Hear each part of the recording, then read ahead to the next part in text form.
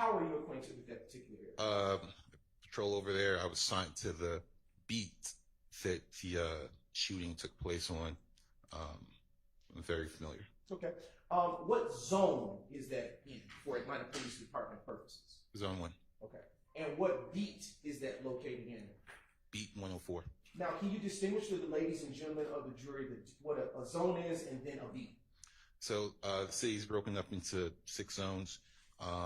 Every zone has 2 sectors. Each sector has 7 beats, and that's just the area of responsibility that each individual who's assigned to the beat handles. You can continue. I wasn't interrupting. That's it. Okay. All right. With respect to a beat, the particular beat that you were responding to on the day of April 28, 2015, how long had you worked that beat?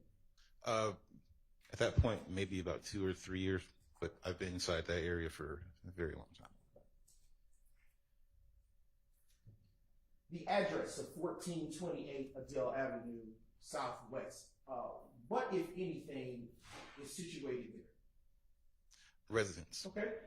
Is it an apartment complex or a single-family home? Single-family homes. All right.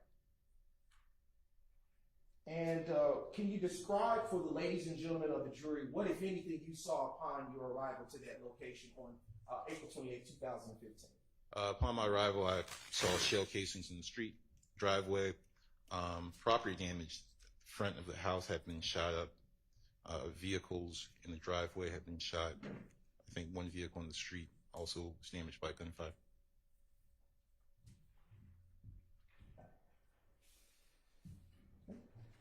All right. Where were these shell casings? Excuse me. Where were these shell casings that you just mentioned located when you arrived? The shell casings were.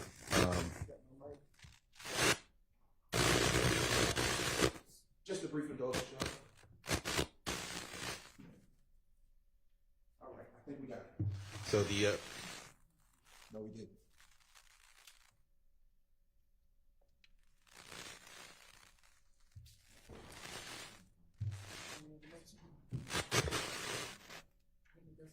It may be mine. I project as best as I can, Judge, if that helps to eliminate that distraction from the court. I can hear. If somebody over at the far side of the room cannot hear, y'all just let me know. Okay. Go All ahead. right. Been told to be pretty loud around. All right. So you can continue with the your answer. If you need to re-ask the question, I can. Please. Okay. All right. You described just a few moments ago that you saw several things. I believe the last question I posed to you was, where were these shell casings that you spoke of earlier? The shell casings were in the street directly in front of the home. Okay. And inside the driveway of the residence.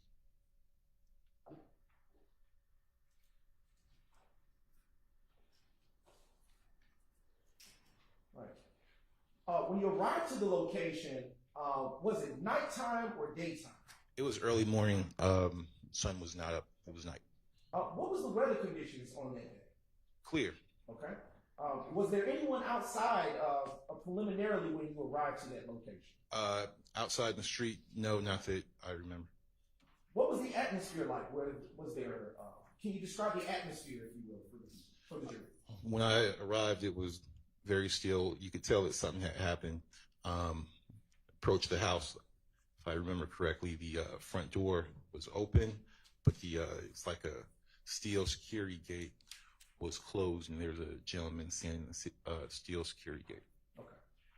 Before I move to what you just said, I want to go back to something you said earlier. You also indicated that there were damage to vehicles that you saw preliminarily when you arrived. Do you recall saying that? Yes. How many vehicles do you recall at this time being affected by the defects? 3. Okay. Do you recall the make and models of said vehicles? Yes. Okay. Can you describe for the ladies and gentlemen of the jury what those vehicles were, make and model? It was a red Infiniti. I believe that was in the driveway. It was a blue Dodge Charger. I believe that was also in the driveway, and a blue Chrysler Pacifica parked on the street. Was the Chrysler in the street? I believe it was on the street. Okay. Are you sure about that? I'm not 100% sure. 10 years ago. Is there anything that would help you refresh your recollection at this point? I can go to my report if we have a moment. Yes, if you would just give me a brief moment. Your Honor, I am going to approach the defense with your permission, of course. You may. All right. With a copy of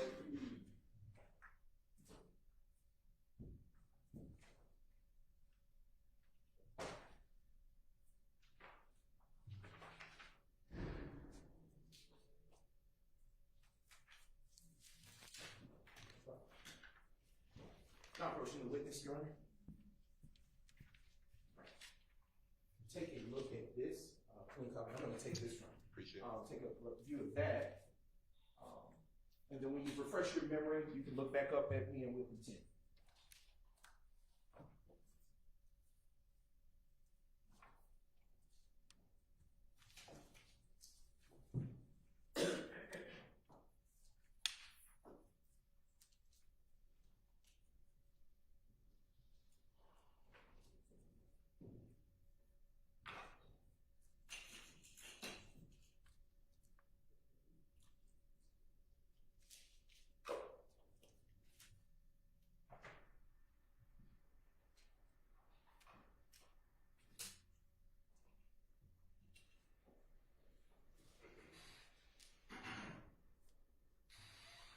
All right. Okay. Has your memory been refreshed? Yes. All right. Can you now respond to the question that was posed? Give it to me one more time. Sure. Yeah.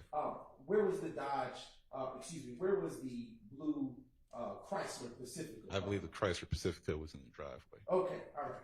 Okay. Now, can you describe for the ladies and gentlemen of the jury the tag numbers associated with said vehicles? If I could go to the report. Sure thing, yes, sir.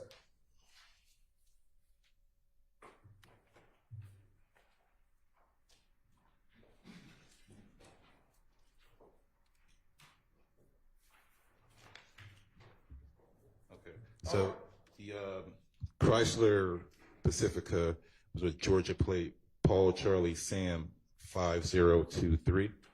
The Dodge Charger was a Georgia plate, Paul Victor Yankee 5663. Okay.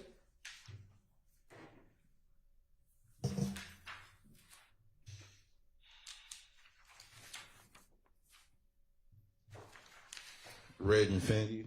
It's one of the Paul Whiskey King 8190. It's PWK 8190. Okay. All right. Now, I would like to ask you with respect to each of those vehicles, do you recall by any chance, for the ladies and the gentlemen of the jury, where the defects, the bullet defects to those vehicles were located around or about? Yes. The Red Infinity had defects and damage to the front hood and the front windshield. The blue Dodge Charger had defects to the front hood, front windshield, and the blue Chrysler Pacifica had defects to the driver side rear panel area.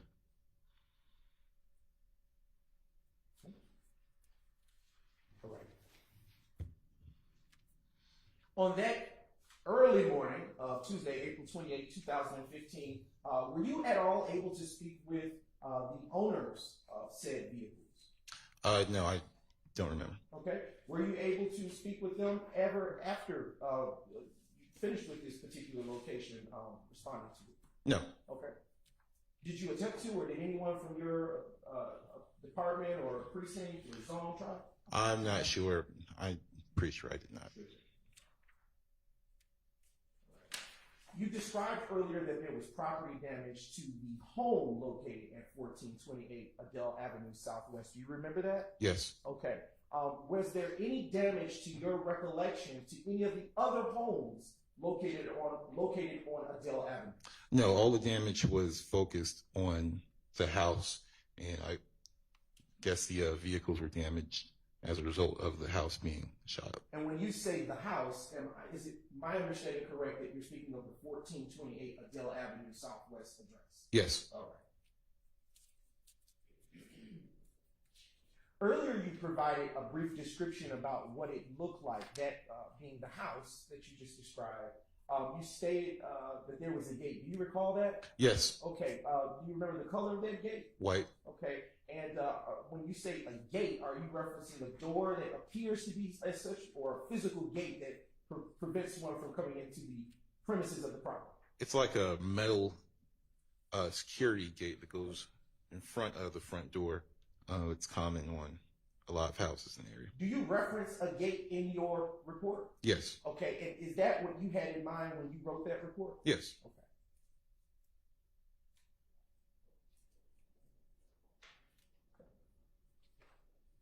I am now going to show you what has been pre-marked as State's Exhibit 8, Kappa Kappa, Your Honor. And I am showing the defense, that is, what has been pre-marked as State's 8, Kappa Kappa.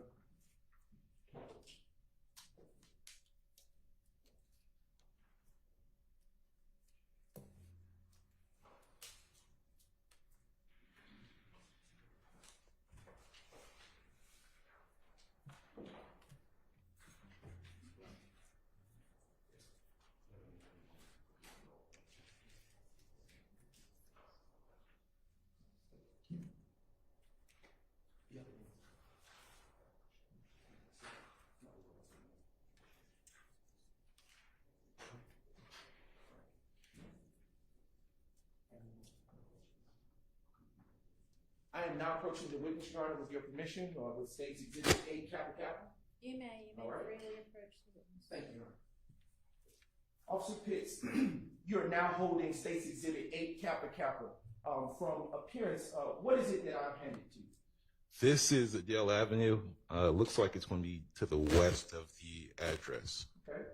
And is that the general area that you responded to depicted in that particular exhibit on April the 28th, 2015? Yes. And does that exhibit fairly and accurately depict the area of 1428 Adele Avenue Southwest as you remember it on the day that you responded to the shots fired call on April 28th, 2015? Yes. All right. At this time, Your Honor, the state now moves to admit State's Exhibit 8 Kappa Kappa into evidence and request permission to publish, subject to your ruling. It's admitted and you may. Thank you, Your Honor. Your Honor, prior to publishing State's Exhibit 8 Kappa Kappa, the state is going to first start by publishing State's Exhibit 5 Kappa Kappa.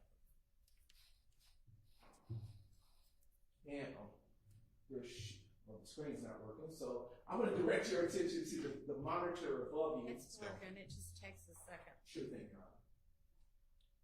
Okay. Well, I don't know if the witness, can you see it on the screen in front of you? Yes. All right. Oh, okay. All right. That one's working. Okay.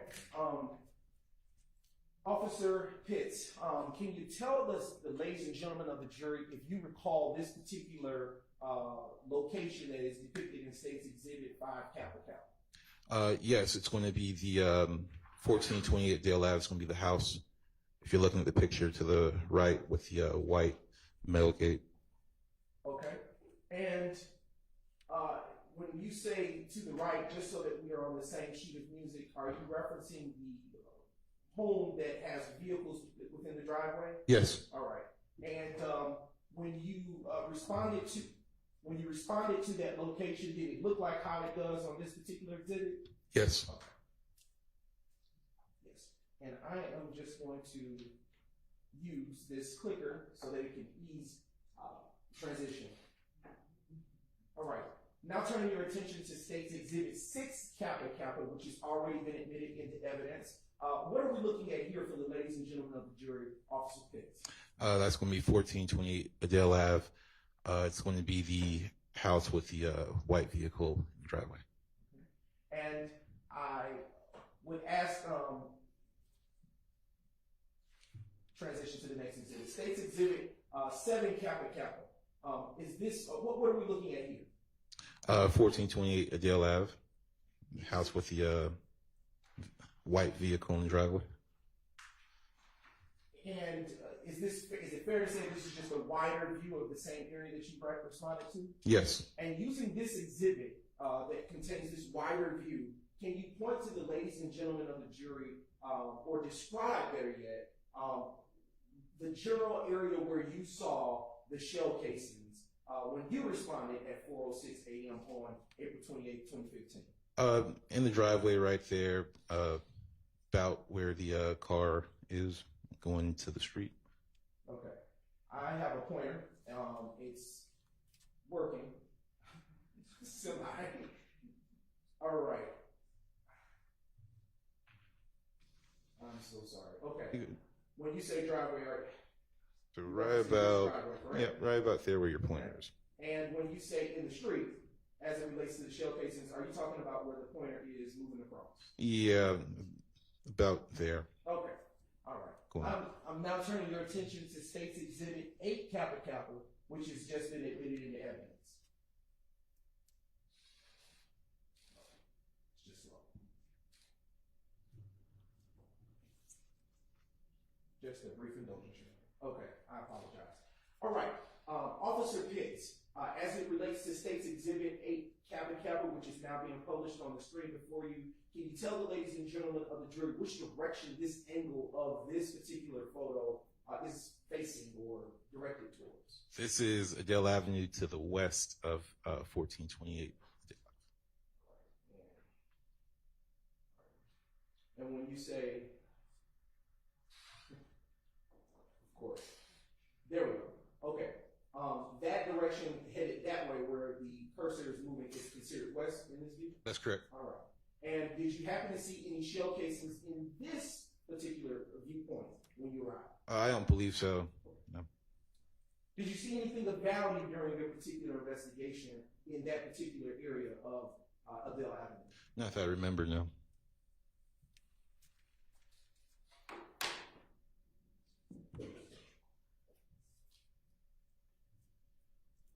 Earlier you spoke about you saw shell casings, and I want to continue to probe on that. Do you recall the amount of shell casings that you saw at the scene of the incident? About 32. Okay. Do you recall or remember the caliber of shell casings that were in your viewpoint? Yeah, 223 caliber and 7.62. You said the last one you stated? 7.62. 7.62. Okay. Do you have training or experience firing a rifle? Yes. And in your training or experience as an officer, what type of rounds fit into a rifle? 223, 7.62. And in your training and experience as a law enforcement officer, does a rifle require one or two hands to hold? Two. Okay.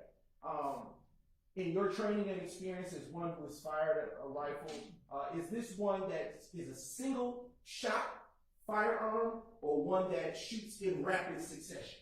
It shoots multiple rounds. All right.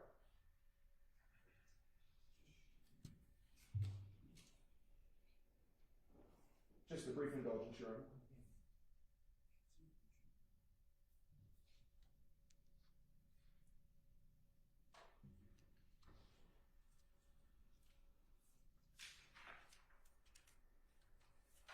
All right. Senior active, 80 active, you can pull down 80 KK for a brief moment. All right.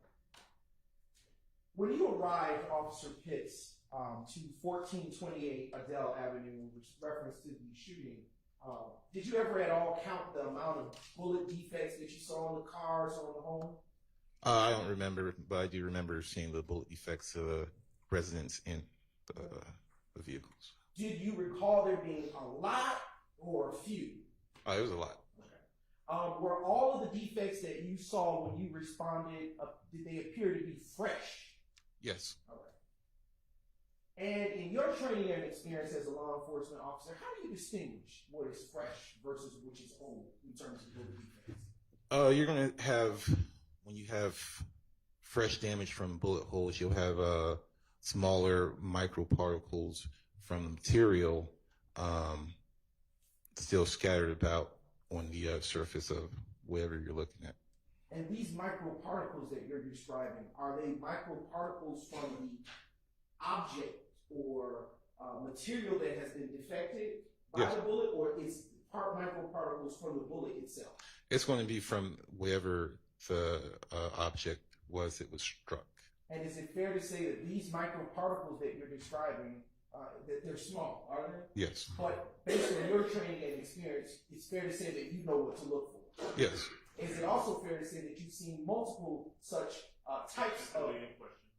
I can rephrase that. All right. Have you seen multiple defects to property before? Yes. All right. And is that what informs your ability to, is it fair to say that is what informs your ability to look for such microparticles in other crime scenes? Yes.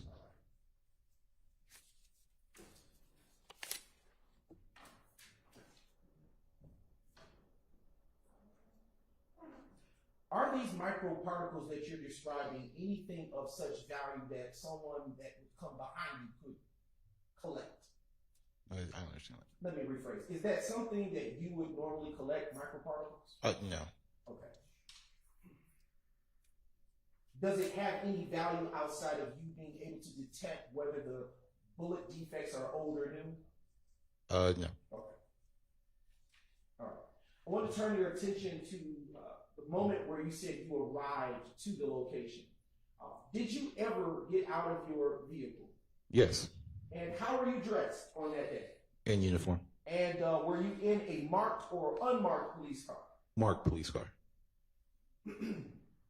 And did you ever walk up to the home of 1428 Adele Avenue Southwest? Yes. And what, if anything, did you do or say during that time? I met a gentleman, black male, medium brown skin tone. He was at the door wearing a Fam America brown sweatshirt. I asked him if he had been injured. He said that he had not been. I'm going to object to the hearsay. Sustained. Your Honor, if I may respond. This is the course of an active investigation, and this is the effect on the listener. He informs what will come next. Just move on to your next question. Sure thing, Your Honor. All right. I'll move on to the next question for you. This individual that you described, you just provided a description. Was he tall or short? I can't remember. Okay. Do you recall if he was taller than you? I don't think he was now. And you described the shirt he was wearing that you said had Fam America on it somewhere. Is that correct? That's correct. And when you saw that shirt, did it have any value to you when you saw that name? Fam America at the time was a prominent gang in the area. I'm going to object as to improper foundation and move to strike. Can you lay the foundation? Sure. I can ask a few preliminary questions, John. Sure thing. What training or experience do you have with gangs in that area? Plenty of experience. Sometimes that we get information from investigators to keep an eye out for this type of clothing or this type of coloring or these type of tattoos that would indicate gang affiliation. Okay, and was that your first time seeing? Excuse me. I'm going to object to that testimony again and ask it to be struck. It violates our ability, the confrontation clause, our ability to question where this information is coming from. It is hearsay. I would ask that answer be struck. Overruled. Okay. You can continue with your answer if you had any. That was it. Okay. All right. And with that particular background in mind, was this incident to which you responded the first such time that you had ever seen such indicators of clothing as you described? Yes, I believe so. Okay. All right. And in your experience, based on what you had learned prior to that moment in your training, did that language on that sweatshirt have any value to you as a law enforcement officer with such training and background? Your Honor, I would renew my objection. Indicate there's not proper foundation that's been laid. I'm sustained at this point. Okay. All right.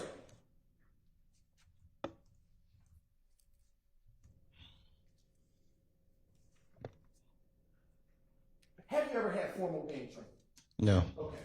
But have you ever had interactions with gangs? Yes. And have you come to learn prior to April 28, 2015, let me rephrase this question. What identifiers, to your knowledge at that time, in April 28, 2015, did the gang, as you described, Fan America have? Sometimes they wore clothing that had their. I'm going to object. That's still a foundational objection. Sustained. I'm going to move on to another question. At that time that you saw this individual with the shirt and indicated that you described, language, Fan America. Yes. What, if anything, did you do after that? I went to the home and looked for an injured party. Okay. When you say you went to the home, are you saying you went in the home? I went inside the home and looked for an And injured party. when you went inside of the home, what, if anything, did you see or do? Spoke with the person who was struck by gunfire. If I may refresh my memory. Sure.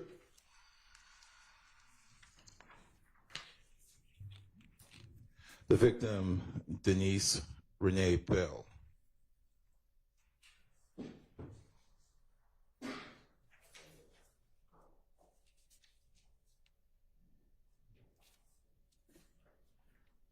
I want to ask you a little bit before we transition to what you did in the home. I do remember what you said last. Yes. Orienting you back to what you said when you met the individual, the male, at Yes. his front door. Can you describe around or about his age? He looked to be in his mid to upper 20s. Okay. What was his demeanor? He was calm. Okay. And when you entered the home, did you actually, in fact, see an injured party? Yes. And whereabout in the home do you recall her being? She was in a rear room of the residence. Did you ever get a name for her? Yes. Her name was Denise Renee Bell.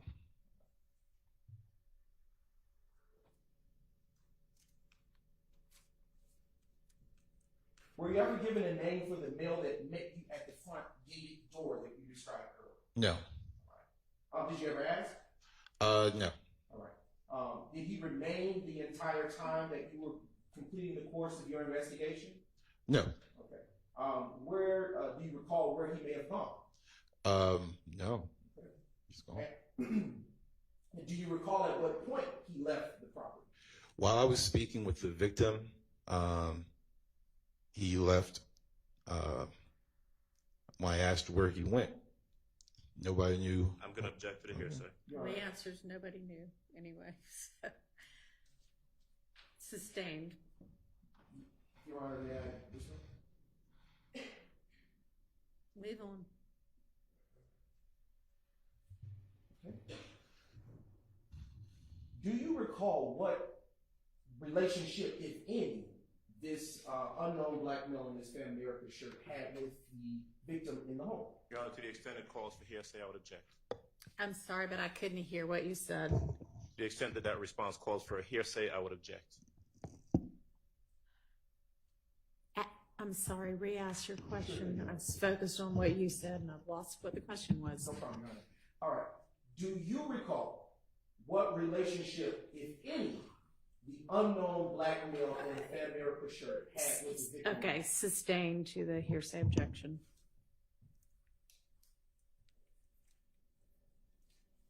Do you know if he resided at that location? No.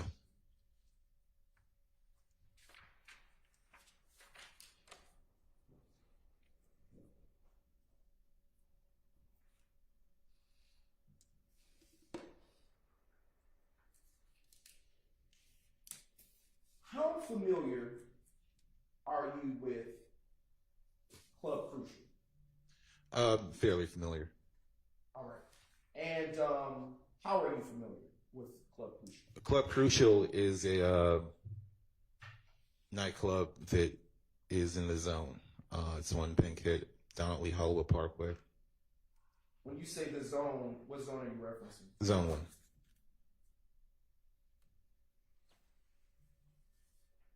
And being that it was in the zone, is it fair to say that you would pass by there? Yes. Okay. And how often would you be in that area, specifically where Club Crucial is located?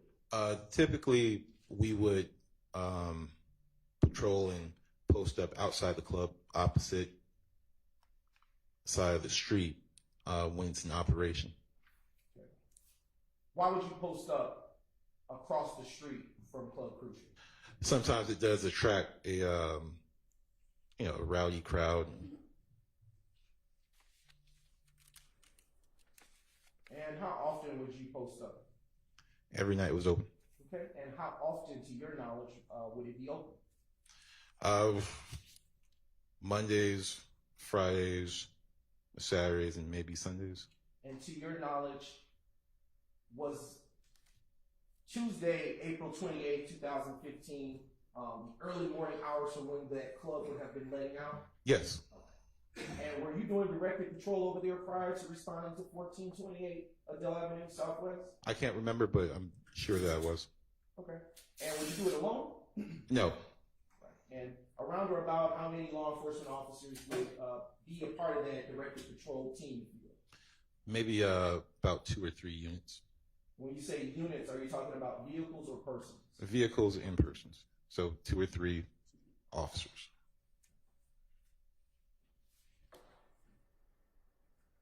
And do you know the hours, if you recall, roughly about the hours of operation, not the days, but the hours of operation for Club Crucial? I recall that it closes at about 3.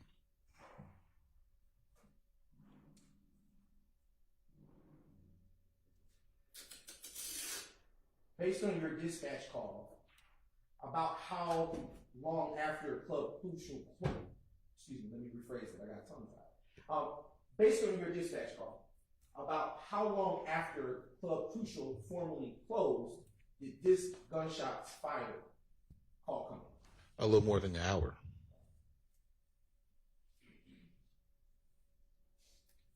About how far, to your knowledge, is Club Crucial from 1428 Adele Avenue Southwest? 1428 Adele Avenue is probably a few miles south of Crucial, maybe about 3 or 4.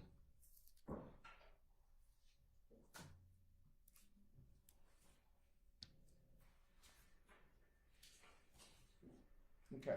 Are you familiar with an Officer Clinton Hayes? Yes. All right. And are you familiar with him having patrolled in that particular zone? Yes. And do you know if he would have been patrolling in that zone around or about the time you were assigned to it? If we were both working that night, then he probably was, yes.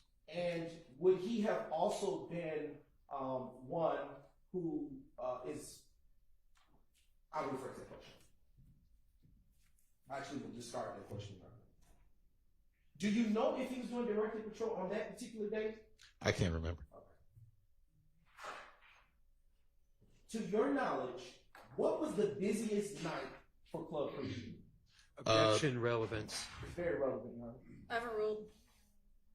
Mondays and I believe Saturdays.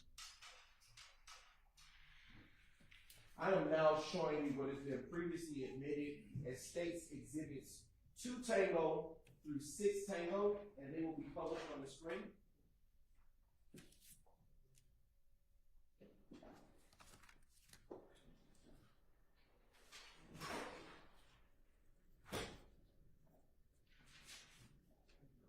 Just a brief indulgence, Your Honor, while we get that technology. No problem.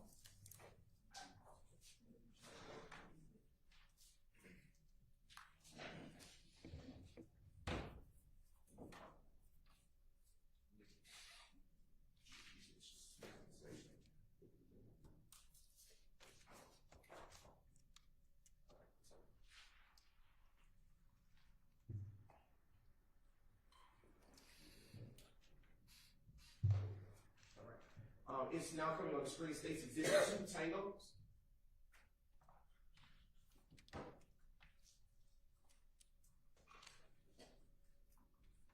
Right. These in evidence. Yes.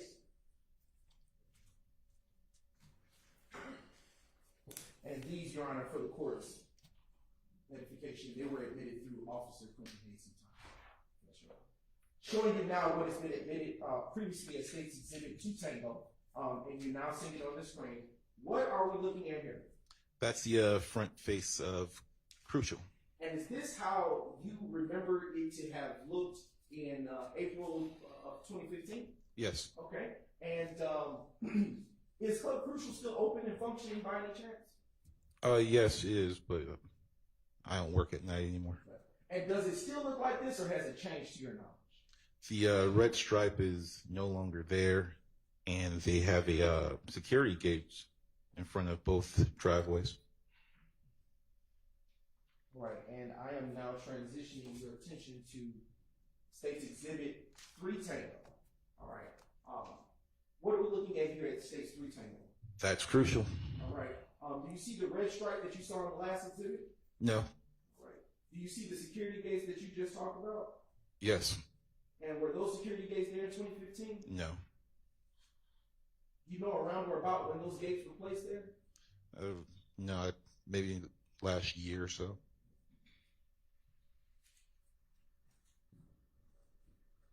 Now showing you State's Exhibit 4 Tango. Do you see the brown structures on that property? Yes. Were those brown structures there in 2015 to your recollection? No. Do you know around or about when those brown structures got there? No.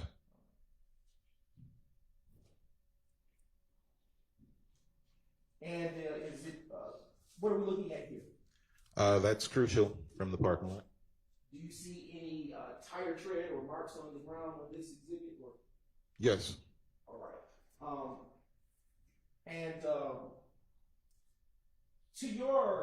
Based on your training experience, why would marks like that be on the ground? Your Honor, that would call for speculation. I'd object. Overruled. Tire tread would be on the pavement because maybe somebody was driving and doing donuts. Okay. Is that what that looks like to you? A donut? Yes. Is that some of the rowdy things that you described that would happen over there? Yes. I'm showing you the final State's Exhibit that will be published from this category of State's Exhibit 6 Tango. What are we looking at? What is the ladies and gentlemen of the jury? What are the ladies and gentlemen of the jury looking at here in State's Exhibit 6 Tango? That's still the parking lot of Crucial, but it's the facing east. Okay. And what street is that running perpendicular to the building? That's going to be Donald Lee Hollowell Parkway.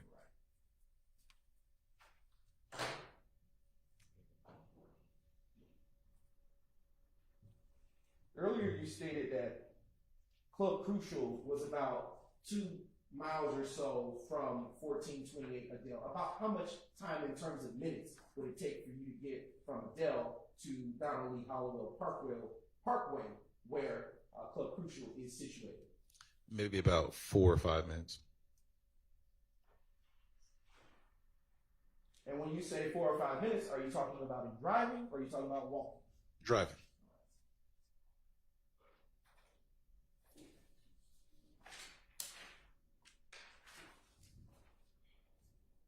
And to be sure, is Club Crucial and Adele Avenue in the same beat? No. Okay. Do you know what beat Club Crucial sits in? Crucial. Overruled. Crucial is one of the 109 speed.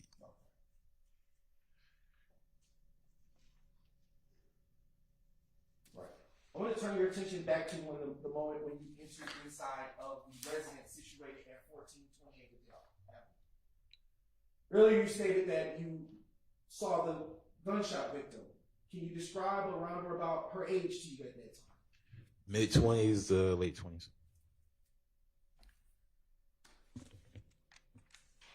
Can you describe her demeanor? She was excited. She was upset. All right. How was she positioned, if you will, inside of the home? I can't really remember, but I believe she was, when I spoke with her, she was lying prone on her stomach. Did you happen to get a date of birth for the victim when you were investigating this particular incident? Yes. All right. Would you have included that? Would you have included that in your report? Yes. And are you sure at the time that you made contact with her that she was in her mid to late 20s? Let me refresh my recollection. All right. I'll give you a few moments to refresh and then look back up at me when you come, sir.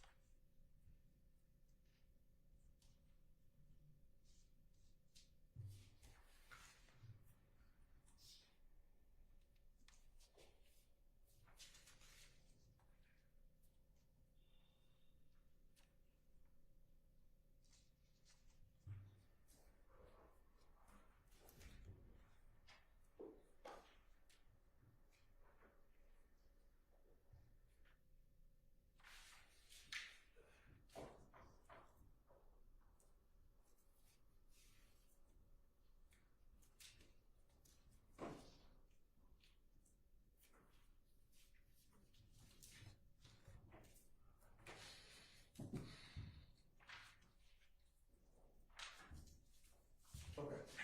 I'm going to ask you a different question that I think I want to circle back first. Okay. A few moments ago, did I hear you correctly when you said that she was excited? Yes. All right. When you approached her and saw where she was positioned, did you see where about on her body she was struck by a bullet? The upper right buttocks. And was she alive, alert, conscious? Yes. Is that yes to all three? Yes, she was alert, conscious, and breathing. And was she in need of emergency medical services? Yes. And were emergency medical services called at that time? Yes. And do you recall who called?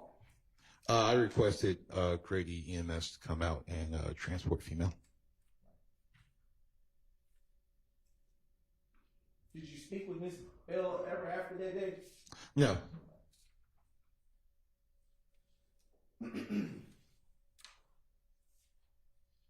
During your investigation of this matter, did you learn if there was anyone else did you see anyone else in the home while you were there?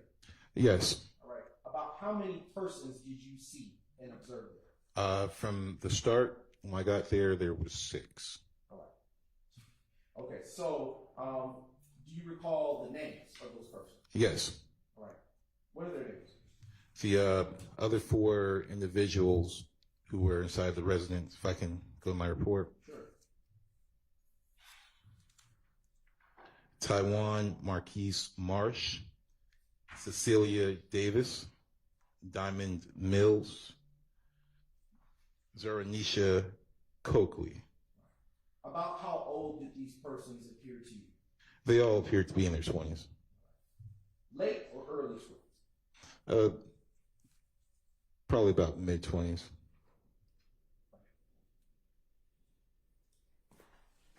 Do you know if they were residents of that particular home or passersby? Calls for hearsay. Sustained. Did you, all right, what was their demeanor like when you encountered those 4 individuals you described? They were all upset and excitable.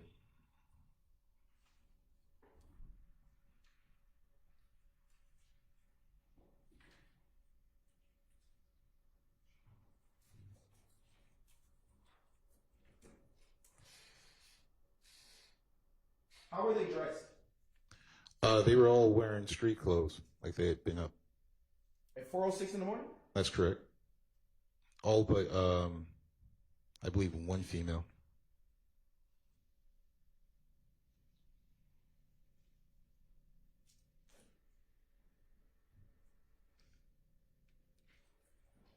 Just a brief indulgence. At the time that you made contact with these four individuals, was the male in the Famerica sweatshirt still present or gone from the premises? Objection, Your Honor, asked and answered.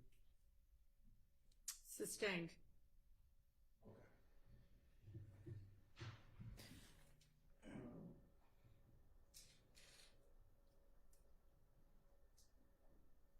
Well, actually overruled. That particular question wasn't asked before. Go ahead. You can answer. The male in the brown Fan America shirt, he was no longer at the location.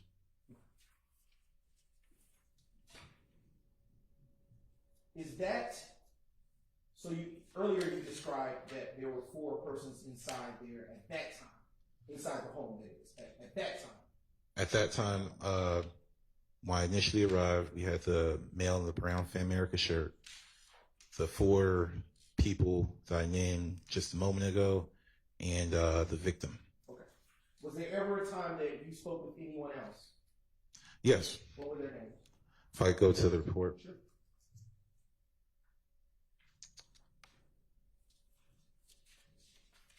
So while at the location, a Kanisha Harris arrived.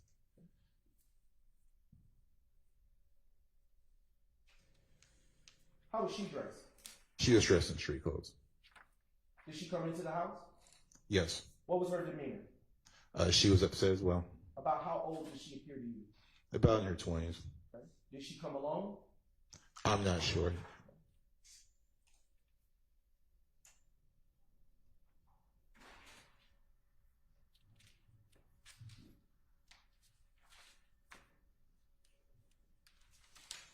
All right. I want to talk about your activity inside of the home a little bit further.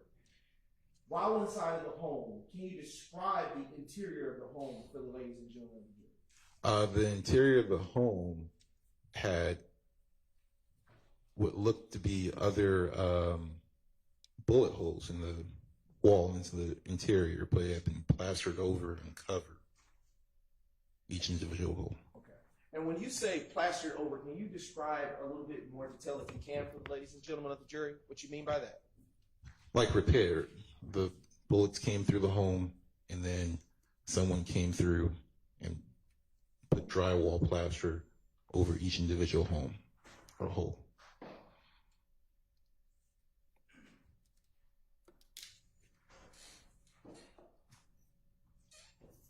And did you also see new bullet defects inside of the home that weren't plastered? Yes.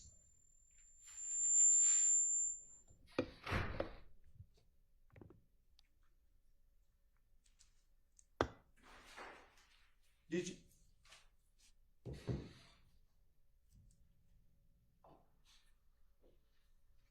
Do you have personal knowledge of when that those older bullet defects were present at when they got there? Yes. Well, I did premise. Personal knowledge. Oh, no. Okay.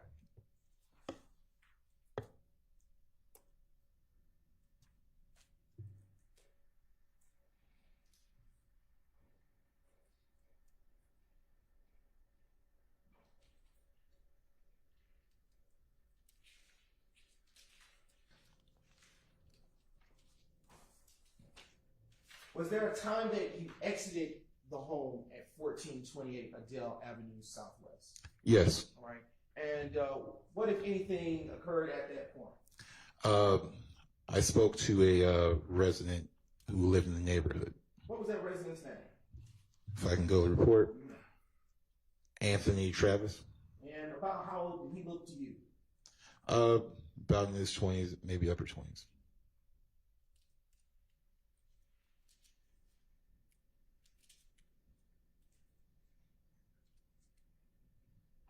Did you initiate contact with him, or did he initiate contact with you? He initiated contact with me.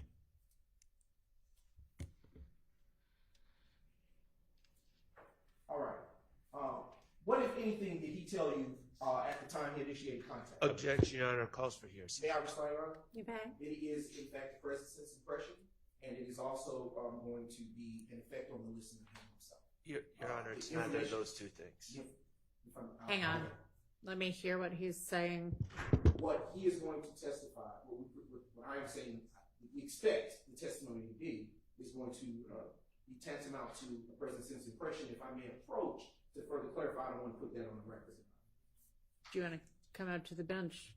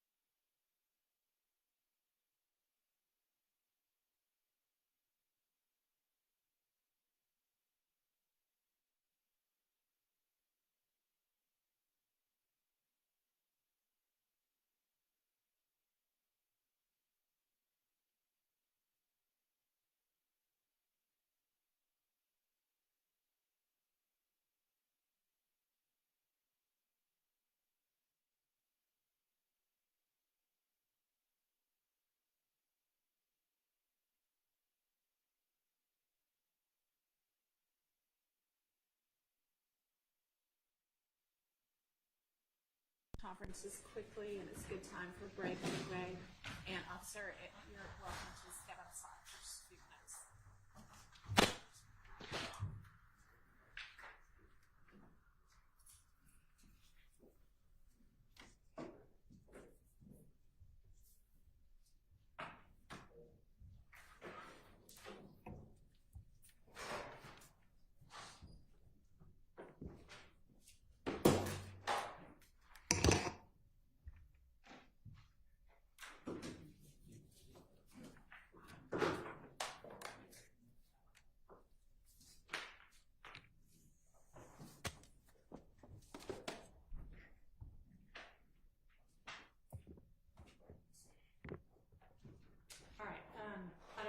We need to take a look at that case since we're all just looking at it for the first time, because a present sense impression exception doesn't have to be somebody perceiving it at the actual time they are telling about it, the actual time they're perceiving it. It can be, but it can be immediately after as well. So the question is sort of like, how much time can go by for it to still be considered immediate? And I don't know if you know what you expect the witness to testify to, but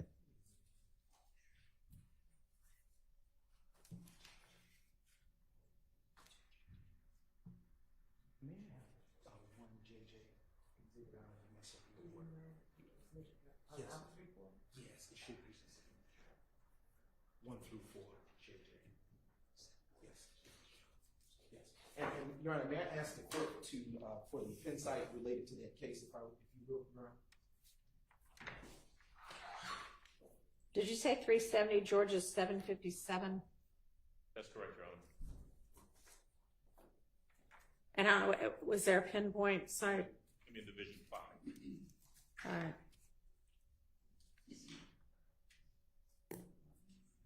Do you have any idea what do you expect the witness's answer to be when you ask him the time that elapsed? I expect that he will say that it was sufficiently close enough for the exception to apply in this particular set of facts, Your Honor. But I will say that I will not make a misrepresentation to the court. I will do as the court is instructed, nonetheless, while still reading this case law, to further bolster my belief or the state's expectation and support that it's sufficiently close enough in time. Okay, well, I doubt if he's going to answer the question. It was sufficiently close enough in time in order to get this within the exception. I'm asking, can you step back out? Sorry. I sort of gave you that instruction as though it was an option, but we'd actually like for you to stay out till we call you, but you didn't know that.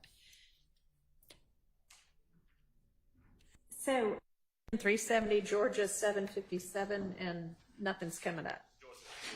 Georgia appeals. That makes a difference. Okay, sorry. So do you have any idea, Mr. Brown, the amount of time he's going to say elapsed? I would say about 20 minutes, but I want to confirm that before I skip that and make it. Well, I mean, obviously, but okay. Well, I don't know if 20 minutes is going to get you within the exception. At the most, I should say. I guess we'll see what he says, but.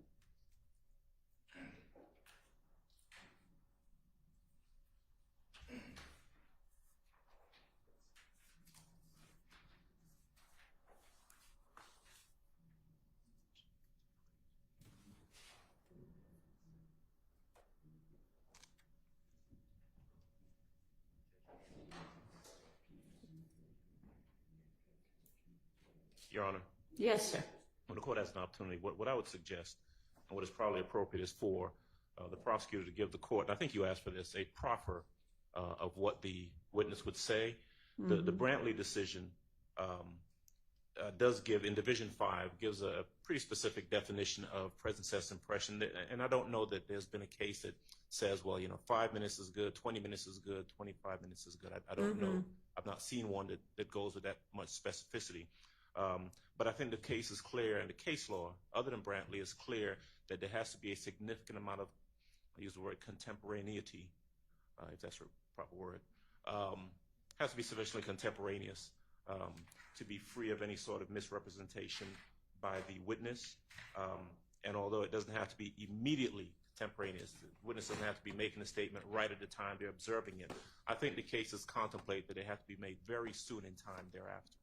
And at this point, without a proffer, we just don't know what time period we're talking about, so that we know whether it meets the definition of no. Okay, well, yeah, I see substantial contemporaneity, which that's a word I've never heard before, of the event, and the statement to negate the likelihood of deliberate or conscious misrepresentation. So if that's what we're evaluating, then this may be within that. So thank you for pointing that out.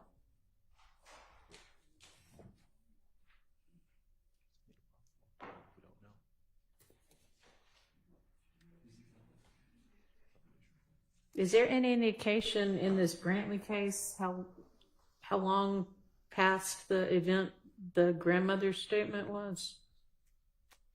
I'm looking.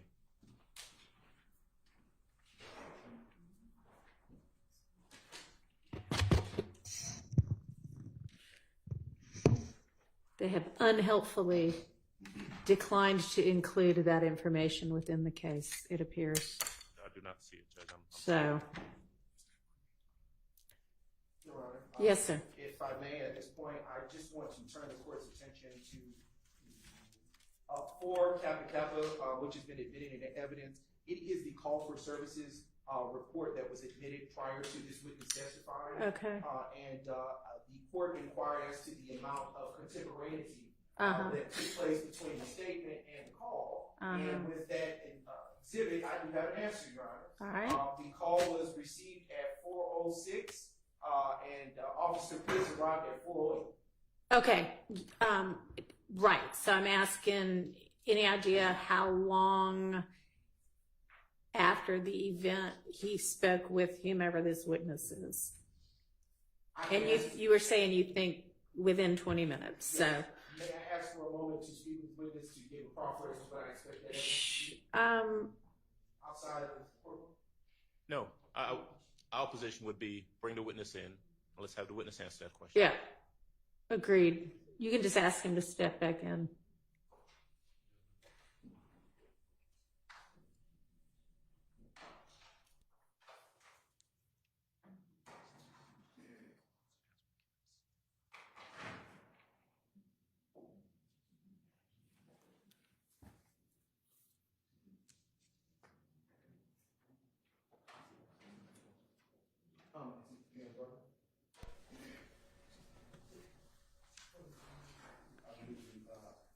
Your Honor, you want him on stand for that question?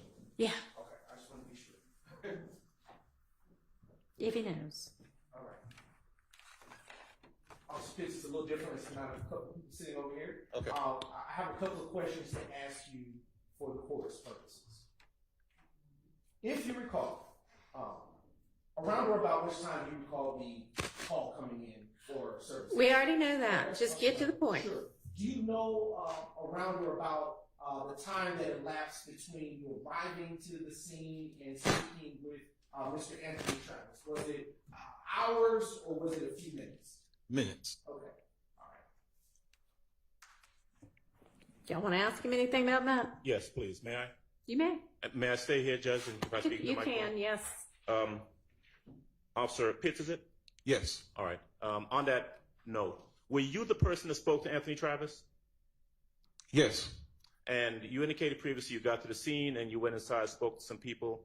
So give us an estimate as best you can from the time of your arrival to the time you actually speak to Mr. Travis or he comes to you.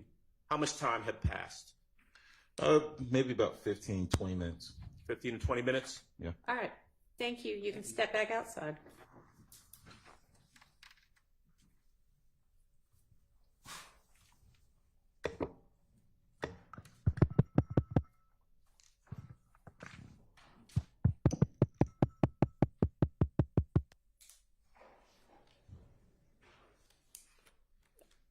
All right. My ruling would be that's close enough in time to negate the likelihood of deliberate or conscious misrepresentation. So I'm going to permit that as a present sense impression exception to hearsay. Does anybody need to use the restroom before we have the jury back? All right, let's all take as quick of a break as we can because we've already been out about 15 minutes. Thank you. One of my esteemed colleagues from across the aisle here, I believe that he is here as a representative from one of our witnesses. And I haven't spoken with him, so, John, I didn't know if you wanted to approach. If we could. All right, what's your name? Dennis Scheib. Okay, I'm sorry I hadn't seen you in a while. You looked familiar to me, but Everybody thinks I'm dead. okay. Are you asking to approach without the defense? No, make a mistake. No, that's fine. I just want to put on the record. I'm representing Mr. Zachary, family pretending. I understand he was picked up on material witness warrant. I would ask the court to release him. He's got sickle cell bad. When he was picked up, he was just exited the hospital. They had to do 2 blood replacements, transfusions. He's in the hospital, or he's in Brady right now. That Brady. He's in Fulton County Jail. He's got pneumonia. He will not live, Judge. I talked to the family. In the last 4 months, he's been 10 out of the hospital 10 times. He's extremely sick. He will not survive in Fulton County. I would ask that he be released, and I'm going to be in touch with him. He will come to court when you ask him to come to court. Go ahead. If not, he won't live. All right, so the information I got this morning, and y'all, this was actually what I wanted to discuss on the record. Had we at the bench conference, had we gotten started at 8:45, like I asked for us to get started. So anyway, I'll wait if you want to do this later. I'll send you- no. This has nothing to do with that. But the information that I got this morning from the sheriff's office was that he is in Grady. Your Honor, So I don't know how recent your information is. I talked to family 2 a.m. well, we've spoken with the sheriff has informed us since that time, and that was what I wanted to bring to the court's attention. Okay. I didn't know that.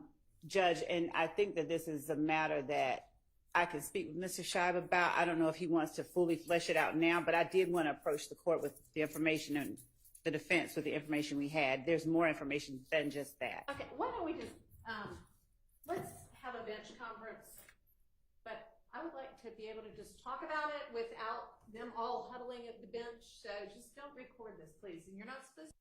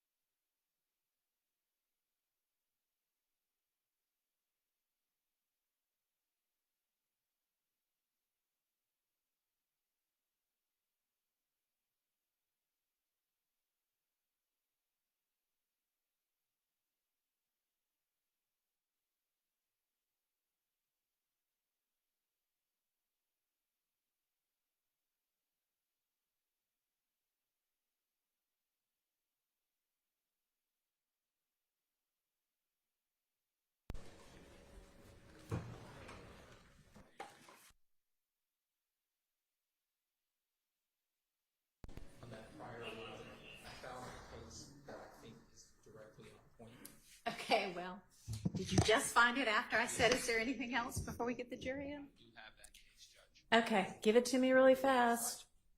364, Georgia App, 518, Grimes versus the state. It's 2022 case. So, Ms. Brown, did you hear what he just said? Yes, Your Honor. Mr. Brown. Sorry? You called me Ms. Brown. Well, you know what? I'm sorry, but you didn't introduce yourself, and so I was just taking a stab at it. I'll tell you. What's your name? Seth Brown. 88 Seth Brown. Okay, so what was wrong with me saying Mr. Brown? You said Ms. Brown. No, I didn't. I said Mr. Brown. Oh, I I'm just sorry. slide my words into each other sometimes. So. Okay. Thank you. You can be seated. Case. We see. Well, I'll try to look at it on the fly here, and What was that pen site, since we can look at it? Hmm? That pen site that he provided the court? I don't know. Is there a pin site? Sorry, y'all. I thought we were ready, but of course, after I say bring the jury, we have some more. Oh, wait, here's some more.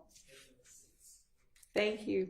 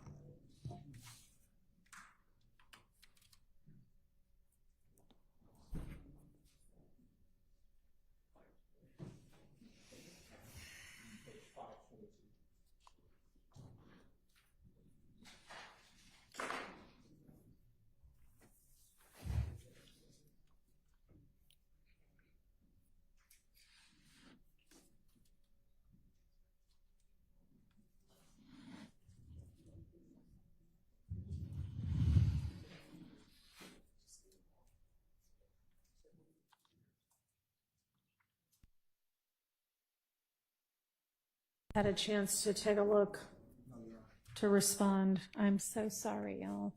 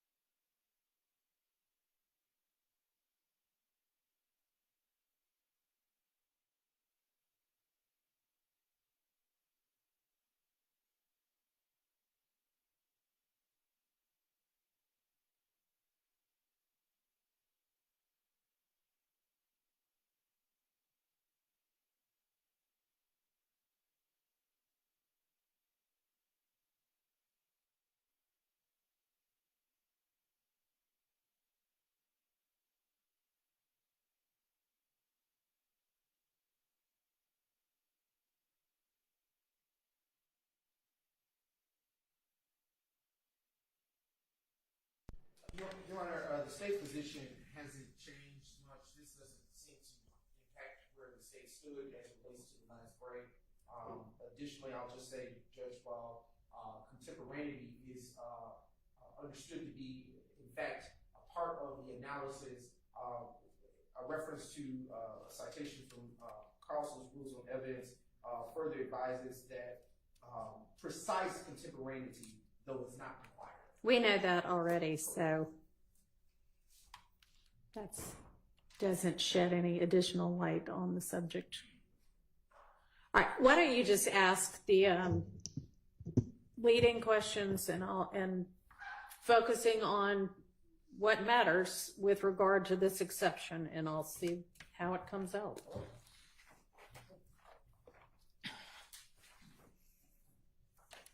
Welcome back, Officer Pitts. Hello. All right. All right. Before the break, you indicated that you spoke with an Anthony Travis. Do you recall that statement? That's correct. All right. Can you tell the ladies and gentlemen of the jury what it is that you spoke with him about? Mr. Travis said that before the shooting occurred, there was a The subject matter, not what he said. The subject matter, without saying what he said. he witnessed the shooting occur. All right.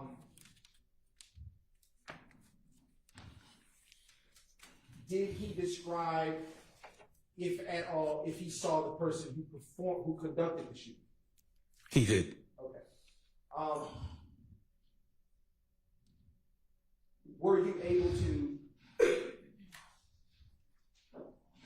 from that conversation with Mr. Travis, were you able to make out a description of what the person he saw without saying what he said? So what I want you to focus on is what would make a difference with regard to this exception. Time and... Okay. All right. I'll withdraw that question and ask a different one.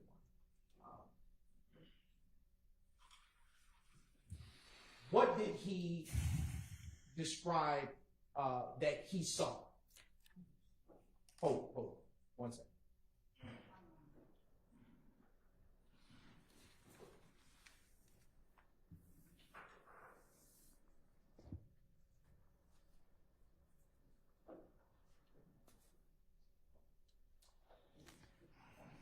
How long after you arrived to the scene of the incident did you interact with, how long after you arrived to the scene of the shooting did you interact with Mr. Travis? How long after? About 15, 20 minutes. And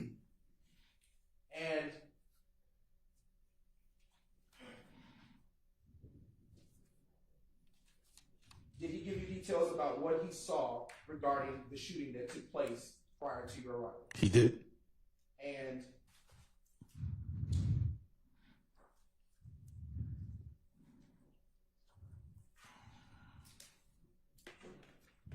without saying what Mr. Travis said, was Mr. Travis able to describe what the shooter did? He was, yes. Okay. All right.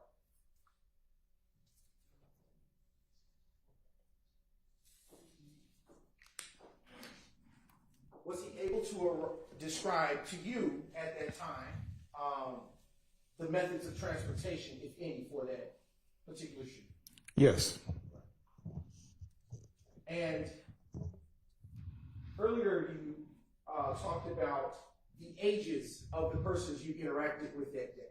Yes. Do you recall the dates of birth associated with it? Not off my memory. I would need my report. Okay. I am now approaching you again with what has been pre-marked as State's Exhibit 500R. And I'm going to give you this is the exhibit again.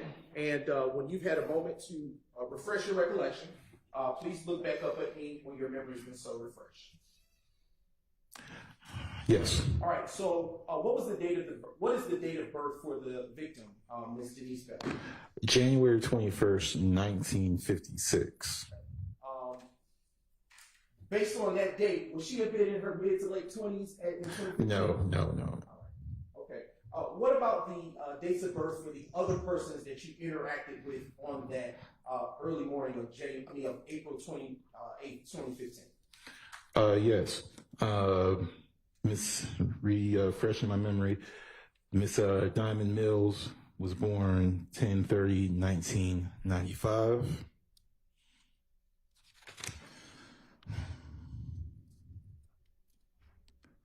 Mr. Travis, or Anthony Travis, 2/27/1959. Cecilia Davis, 11/13/1962. Diamond Mills, 10/30/1995. Zuranisha Coakley, 7/15/1994. And Taiwan Marsh, 3/14/1997. Have just a few more questions for you, Officer Pitts. The shell casings that you talked about, you saw earlier, did you ever collect those for evidentiary purposes? The crime scene tech collected the casings. And do you recall who that crime scene tech was that came to that scene? I believe it was Turner. His name was Turner. And do you know who called him out to that scene? That would have been me, if I'm remembering correctly. And without saying anything that he said, do you normally have any kind of interaction with him prior to him getting started with what he does? No.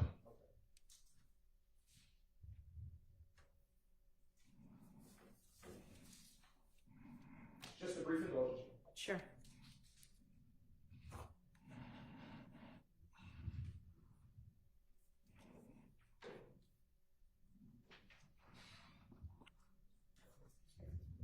And around what time did you leave the scene? I can't remember. Okay. And do you recall who all was still there when you left? No, I don't remember. And did that conclude your involvement with this case? Yes. Your Honor, at this time, say passes. All right. Are there defense questions for this witness? No questions on behalf of Mr. Williams. None. All right, coming up.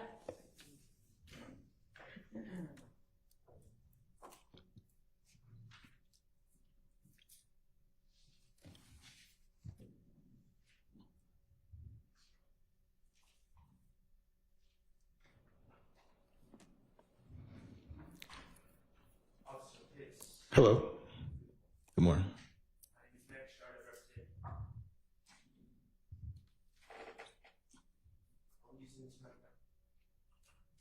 There we go. My name is Max Shard. I represent Shannon Stillwell. Okay. All right.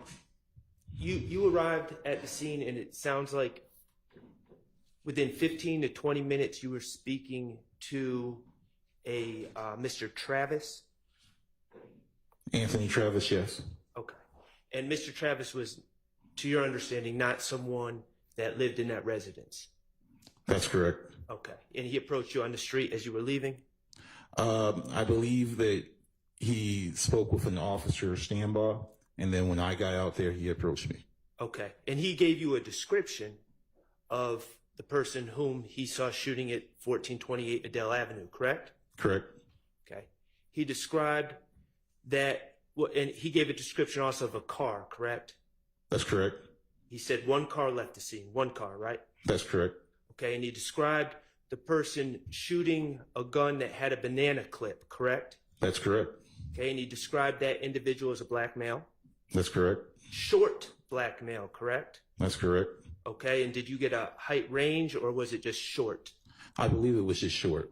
Okay, and he described that gentleman as having dreadlocks, correct? That's correct. The shooter being short black male with dreadlocks. That's correct. All right. Can I approach? You may.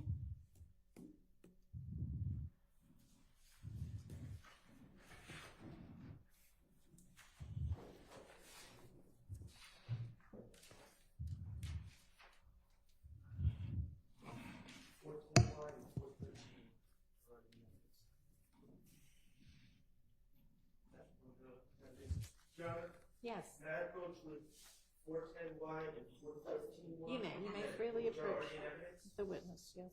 Thank you. Could you look at 410Y? Yes. Okay, and I'm not going to ask you the identifications of any of those individuals, but do you see an individual wearing, do you see a date on that post? Objection, Judge, relevance. I don't know what I'm sure it my is, client so. doesn't match the description. Okay, that was an inappropriate way to answer that. I don't even know what the exhibit is, so I can't rule on it. I would ask that we can approach Your Honor. All right.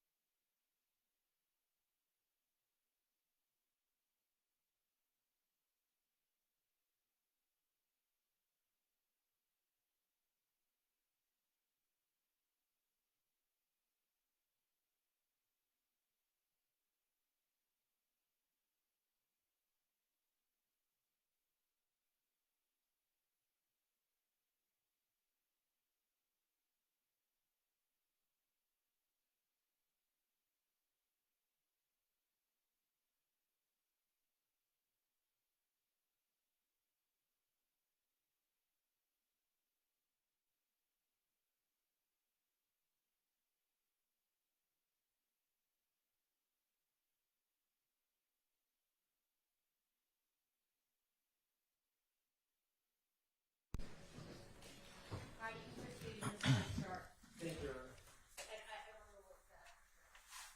410Y and 413Y. Could you look at 410Y? Do you see a gentleman in a plaid maroon and black and white shirt? Yes. Does that gentleman have dreadlocks in that picture? I'm going to object on the same basis that we had on the bench, and I'll ask for a continual objection because for the reasons that were Okay. Does that gentleman have dreadlocks in that picture? No. Okay. And what is the date of that post, if you can read it? 4/28/2015. Is that the same day as this incident that you're referring to in your testimony here today? Yes. Okay. I'm going to ask you to look at 413Y and your 413Y. Is that another picture of that gentleman? Yes, And you would agree that that picture also shows that he does not have dreadlocks? that's correct. Okay. Your Honor, may I just publish to the jury?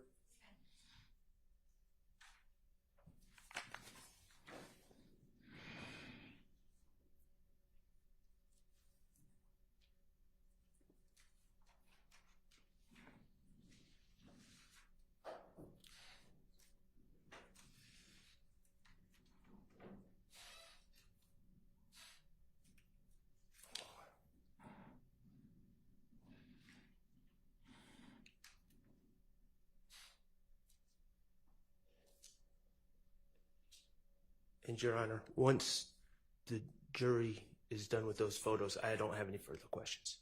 Okay. All right. Do any other defense attorneys have questions for this witness? All right. Does the state have redirect? Yes. Mic back on. All right. Allow. All right. I'll give them just a second, and then you may do your redirect.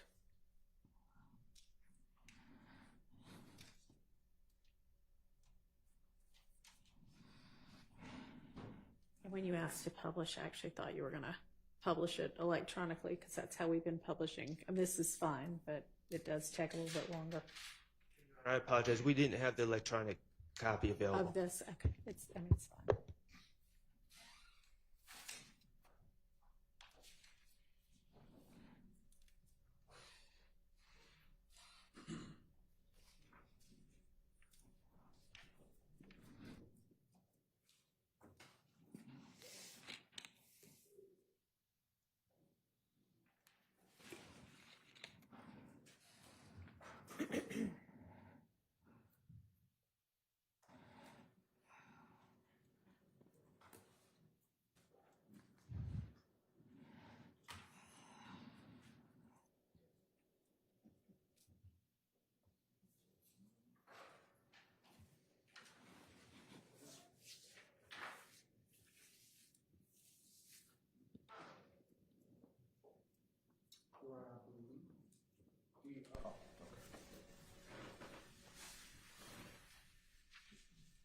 And if you want to, if you want to collect them after the jury's finished, before you present your redirect, and just put them back up with the court reporter, that'll be fine.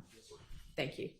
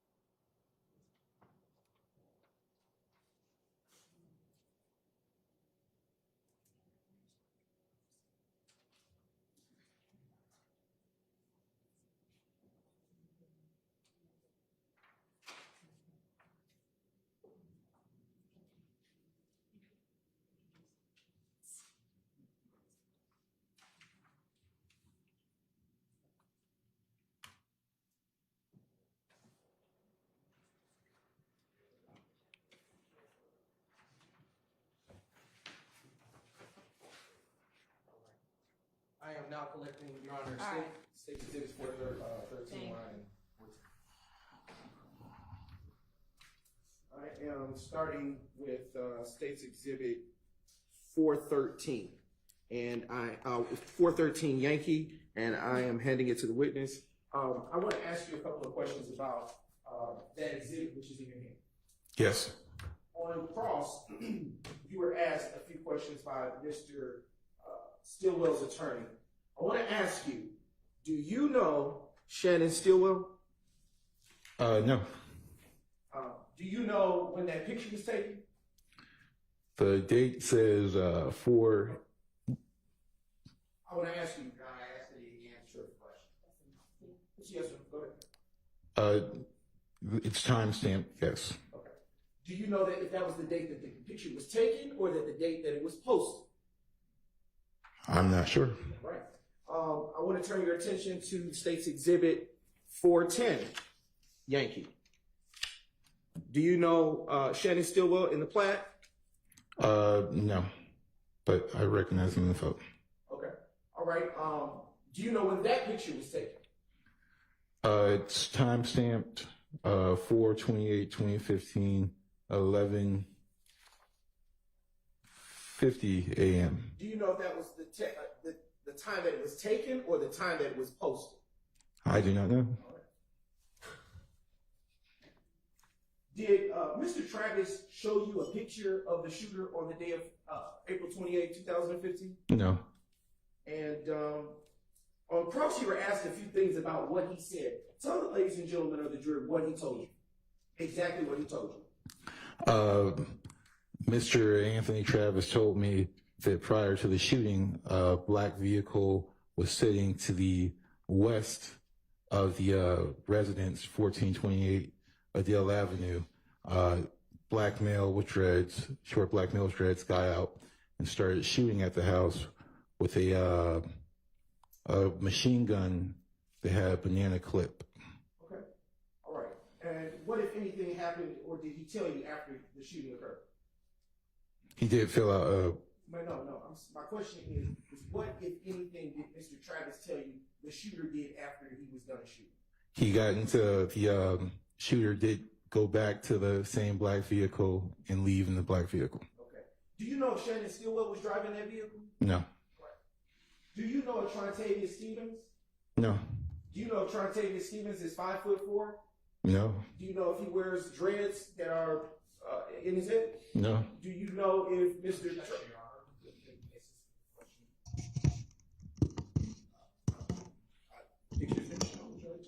Probing based on the questions that were asked. I'm going to object as to leading. Sustained. You're on a man. You can rephrase your question. All right.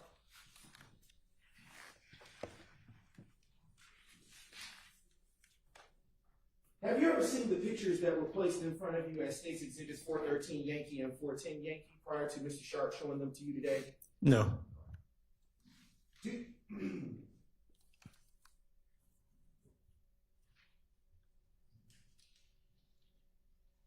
And do you know whether or not Trontavious Stevens is a member of YSL? No. I do have a few more questions. You testified that there was a banana clip that Mr. Travis described to you, correct? That's correct. All right. In your training or experience, is banana clip the type of formal terminology used to describe such things? It's the improper terminology for a magazine. When you describe a magazine, what do you have? What do you understand? Or what are you communicating to the jury? In reference to this report with Mr. Anthony Travis, I believe he was talking about a rifle magazine, kind of similar to the one I have mounted on my vest. How is it shaped? In the shape of a banana. And what is the purpose of this magazine or banana clip, as Mr. Travis described? It feeds ammunition to the firearm. Did Mr. Travis tell you at that time whether or not he knew the shooter to have emptied the magazine or the banana clip? No. What kind of rounds would be put inside of a magazine for a rifle? 223 762. And what shell casings were found on the scene of the shooting, crime scene of 1428 Adele Avenue Southwest? 223 762. And when Mr. Travis described to you what he observed the shooter to do, did he tell you if the shooter got into the driver or passenger side of the vehicle? I don't remember if he told me. And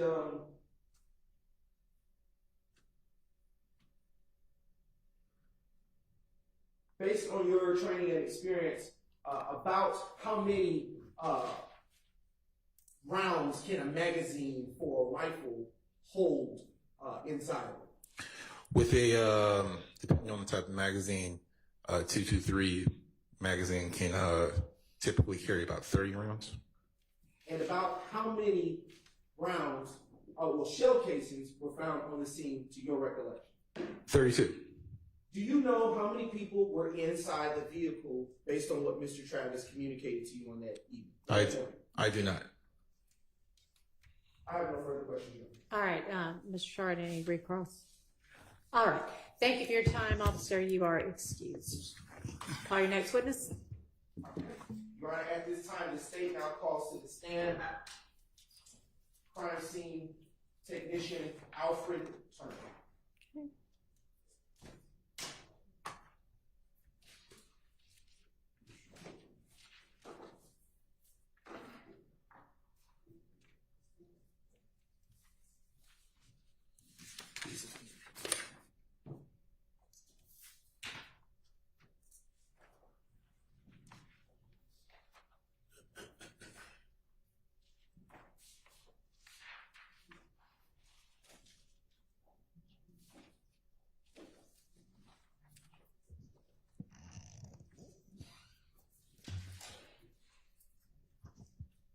Can all of the attorneys do everybody a favor and have, when you know we're going into this sort of redirect, have your witness at the door ready to walk in, please?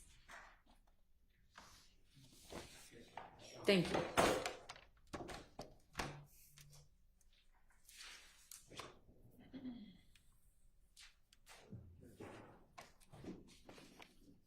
Raise your right hand. You swear affirm the testimony you give the truth, the whole truth, nothing but the truth? I do. Have a seat. State spell your first and last name for the court. Now into that mic, please. It's Alfred Turner, Alfred Turner. Good morning, Mr. Turner. Are you employed? Yes. And where are you employed? City of Atlanta Police Department. And how long have you been with the City of Atlanta Police Department? 30 years. And what is your official title at Atlanta Police at the Atlanta Police Department? I'm a crime scene supervisor. And have you always been a crime scene supervisor? No. What was your title prior to becoming a crime scene supervisor? I was a crime scene tech. Okay. And what do you do in your current capacity as a crime scene supervisor? What I do is I supervise a team of 5 crime scene techs. And what I do is I monitor their ability to collect evidence, process evidence, and testify in court. And what were your duties as a crime scene technician? It was similar, except I wasn't supervised then, but I had a supervisor at that time. And when or about did you become a supervisor at the Atlanta Police Department's crime scene technician department? That was in 2015. Do you remember the month?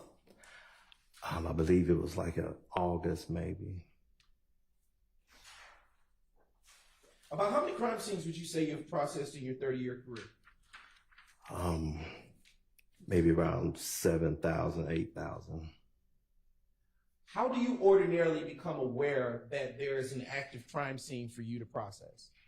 What we do is we monitor a radio on a main channel, and we are dispatched through the department by a zone officer. And what does it mean to secure a crime scene? Secure the crime scene is usually what the officers do. What they do is once they call us to a scene, then they actually stand by and just monitor the evidence and victims who may have been involved, and then they call us out to start to investigate it. Why are crime scenes secured? They're secured so evidence won't go missing. And what is crime scene tape? Crime scene tape is what's used to block off the crime scene, so we won't have crowd control.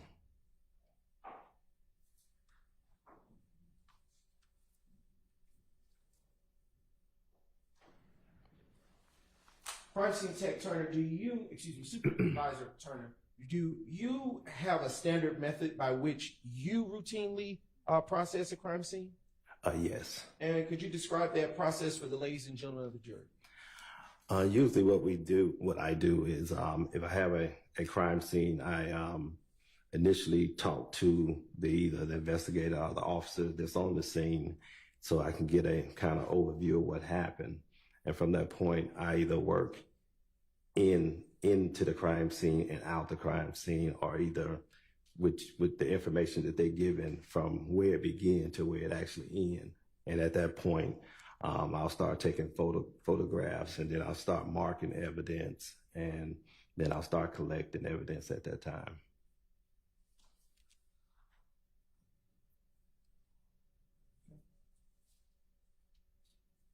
Do you, about how long does it take to process a crime scene? It varies depending on the crime scene. If it's something like a high profile scene, sometimes it can be days. Something like a homicide, maybe 3 hours. Shootings, 3 hours. Bank robberies, maybe about an hour and a half or so. And in your current capacity as a supervisor, do you still process crime scenes at all, or is that not the case? That's not the case. I usually go out to make sure the team is don't have any issues with anything, and make sure that we're giving the best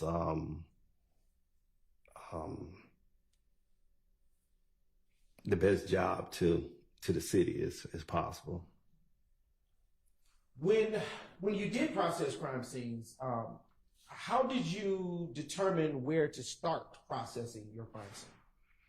Again, usually the officers will give us a kind of a run through of what happened.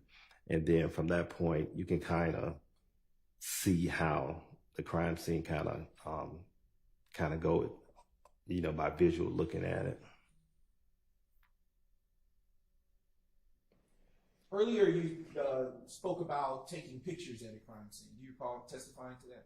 Yes. And is there a certain method by which you take pictures? Yeah, you just basically take overall photos of everything that you see at the scene, and the evidence. You take photographs of where the evidence was. You kind of take it far back, and then you take it close up, so you can kind of pinpoint where it was. What do you do with the pictures after you take them? I download them and turn them into our photo lab. How do you go about the evidence collection process? Is there a certain way you store evidence? Yes, we have a storage room. We also have a evidence room at the police department where evidence is actually taken, or our evidence can be sent to our crime lab, or either GBI crime lab. How do you take the evidence? Do you put it in your pocket and go to the lab, or what do you do with the evidence?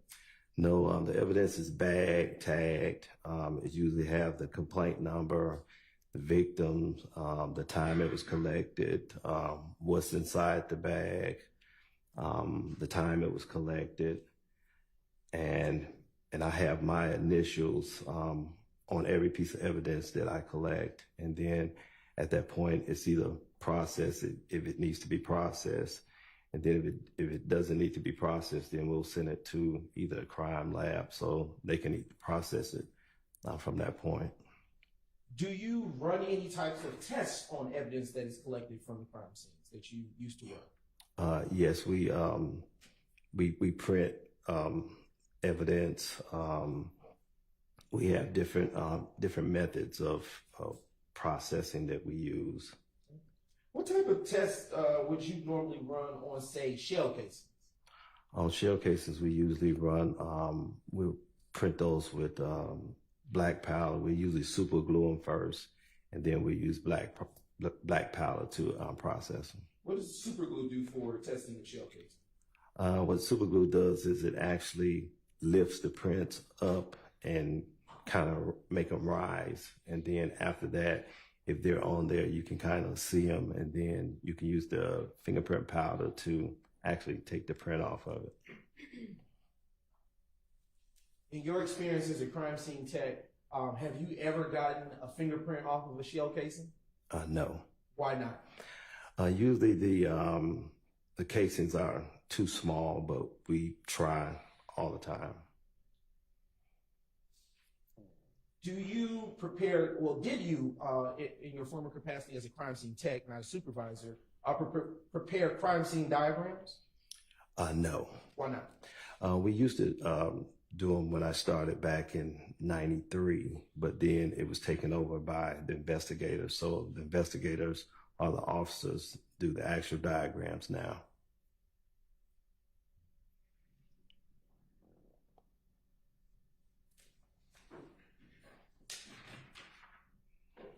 What is a crime scene record? A crime scene record? A record, a report? Oh. Yes. Okay, a report. A report is what we actually do when I take photos. I have to do a log of each photo that I take. When I take evidence, I have to do a actual log of every piece of item that I take. And then I actually have to do a whole narrative of what I did from beginning of the crime scene to the ending of the crime scene. Why might you prepare crime scene records? It's needed for court purposes. For one, it's needed for my records. It's one. Photo Lab actually has one to actually make sure that the photographs match the picture that was taken. So every piece of item is used to show that all these things were documented properly. Do you recall working on Tuesday, April 28th, 2015? Yes. All right. And do you recall, tell the ladies and gentlemen of the jury what, if anything, you recall about working that day? I was called that a shooting occurred at 1428 Adel Avenue Southwest, and Officer Pitts advised that he needed photographs and evidence collected at that crime scene. Okay. And to your knowledge, what is located at that address? When I actually got to the address, I noticed that there was a bunch of shell casings in the streets, in the yard. A few, I think it was 3 vehicles had damages from gunshots, and the residents had a bunch of gunshot damages to the residents.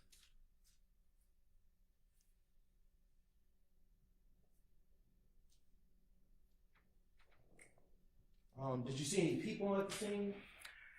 Yes, I did. I saw some other officers, and I believe some investigators was there, but again, that was in 2015. Do you recall what time of day it was, around or about when you arrived? Around 4 o'clock in the morning, because I work on midnight shift. Do you recall the weather conditions at that time? I believe it was just kind of cool, but Better question. Was there sun up or was the sun down? no, the sun was down. It was dark. Was the crime scene secure when you arrived that day? Yes. By any chance, would you recall who secured it? I would think that Officer Pitts would have secured the scene. Did you go to the crime scene alone, or were you accompanied by anybody? I was by myself.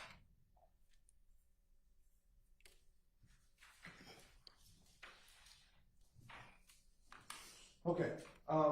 So did you, in fact, process this crime scene that is under discussion at this time? Yes. What was the first thing that you did on Tuesday, April 28th, 2015, to process this crime scene that we're talking about? Do you mean when I arrived on the scene? Yes, sir. I talked to Officer Pitts so he can kind of give me an overview of what happened. And did you, as you described earlier, for this scene, put evidence placards down? Yes. And did you take pictures? Yes, I did. And did you collect evidence? Yes. And what evidence did you collect? I collected 34 shell casings. Do you recall what type or size of shell casings they were? Yes. All right. Is it not apparent to you at this moment off the top of your head? I just didn't want to get the number wrong. Okay. Would anything help refresh your recollection? Yes, I can. I'm going to approach the witness with what has been pre-marked. What would refresh your recollection? If I looked over my notes. Okay. I'm going to approach the witness with what has been pre-marked, the State's Exhibit 10 KK, and I'll allow you to look at this and see if your memory's been refreshed. I'm going to take that so that you can look at that.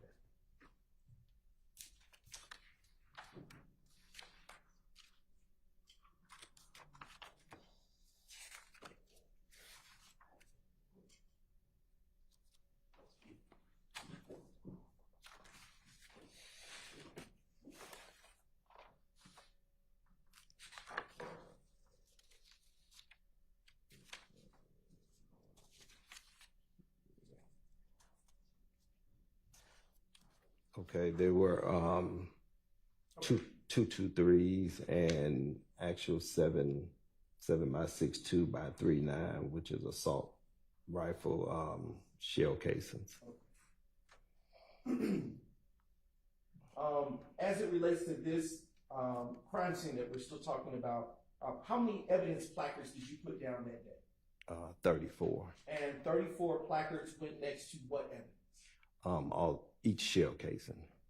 And did you take any pictures of these placards next to the shell casing? Yes, I did. And do you recall about how many photos you may have taken that day? I think it was a total of 128. Okay. Would you recognize those photos if you were to see them today? Yes. All right. I am now approaching the witness, Your Honor, with what has been pre-marked as State's Exhibits 11 capital to 138 capital.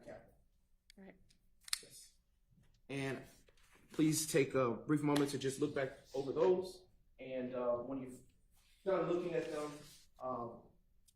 angling them away from the presence of the jury so that they're not able to see those exhibits. Yes, sir. And then look at me when you're finished.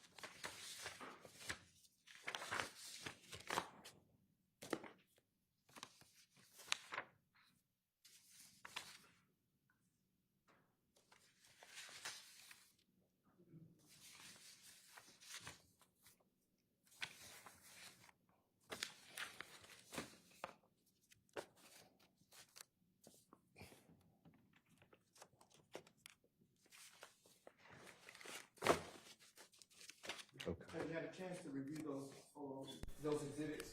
Yes. Yeah. Yes. And, do they,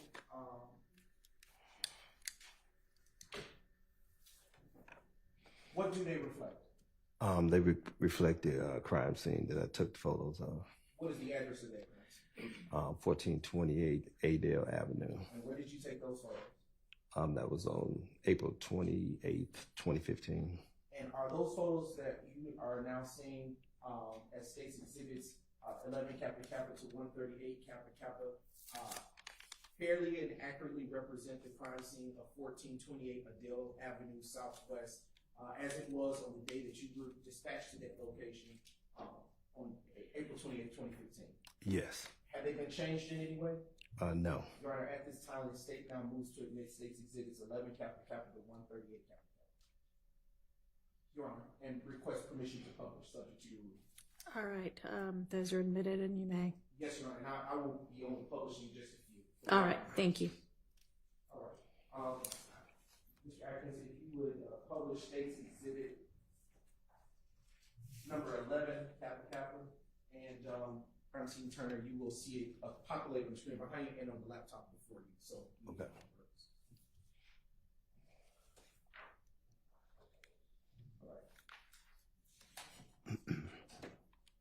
Now showing you state's exhibit 11 Kappa Kappa. Francine Turner, can you, Supervisor Turner, excuse me, can you tell the ladies and gentlemen of the jury what it is that we're looking at here in this exhibit? That was basically a photo of the street area on Adale Avenue. Okay. You described earlier overviews of, you take overviews of pictures. Is this one such type of photo? Yes. All right. And what was the purpose of this overview? It's just basically to show the actual street and actually what the photo shows from a distance. All right. Now showing you what has been admitted as state's 14 Kappa Kappa. What is being shown in this exhibit? That's also an overall photo of Adale Avenue, and I was showing the actual residence from a distance. Is this the opposite direction from the previous exhibit that we're looking at in terms of direction? Yes. All right. What else do you see? Well, pause that. Turning now to state's exhibit 16 Kappa Kappa. What do you see here in this exhibit, sir? Again, it was just a close-up photo of the actual address with the vehicles parked in the yard. And I am taking the cursor. Can you see that cursor on your screen? Yes. What address pertains to this building where the vehicle appears to be parked in the driveway? That's the 1428 Adale Avenue.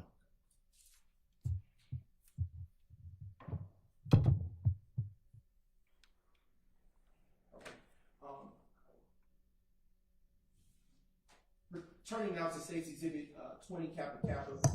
Is this the same vehicle that was shown in the previous exhibit?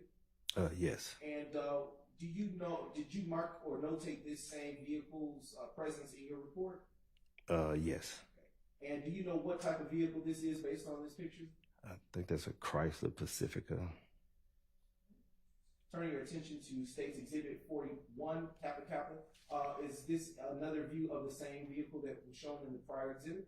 Yes, that's just a photo of the front of the vehicle. And why did you take photos of this vehicle? Because it had damages to it. Okay, what type of damages did you observe at that time? It had gunshot damages. Showing you now state's exhibit 32 Kappa Kappa. From what angle of the vehicle was this photo taken?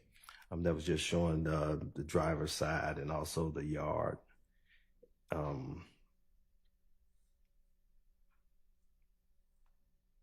Yeah, just showing the driver's side and the yard of Adale Avenue. Now showing you state's exhibit 30 Kappa Kappa. What is that mark that appears to be on the vehicle right where the cursor is circling about the delay, where the cursor is pointing to just below? That's a gunshot that's the rear driver's side quarter panel. And to your recollection, do you recall about how many defects or gunshots to this vehicle you took pictures of? Not to be exact. Turning your attention to State's Exhibit 31, Kappa Kappa, and I am again moving the cursor, but it's dragging to this area. You see there where I'm encircling. Do you see that? Yes. Why would you have taken a photo of this particular area?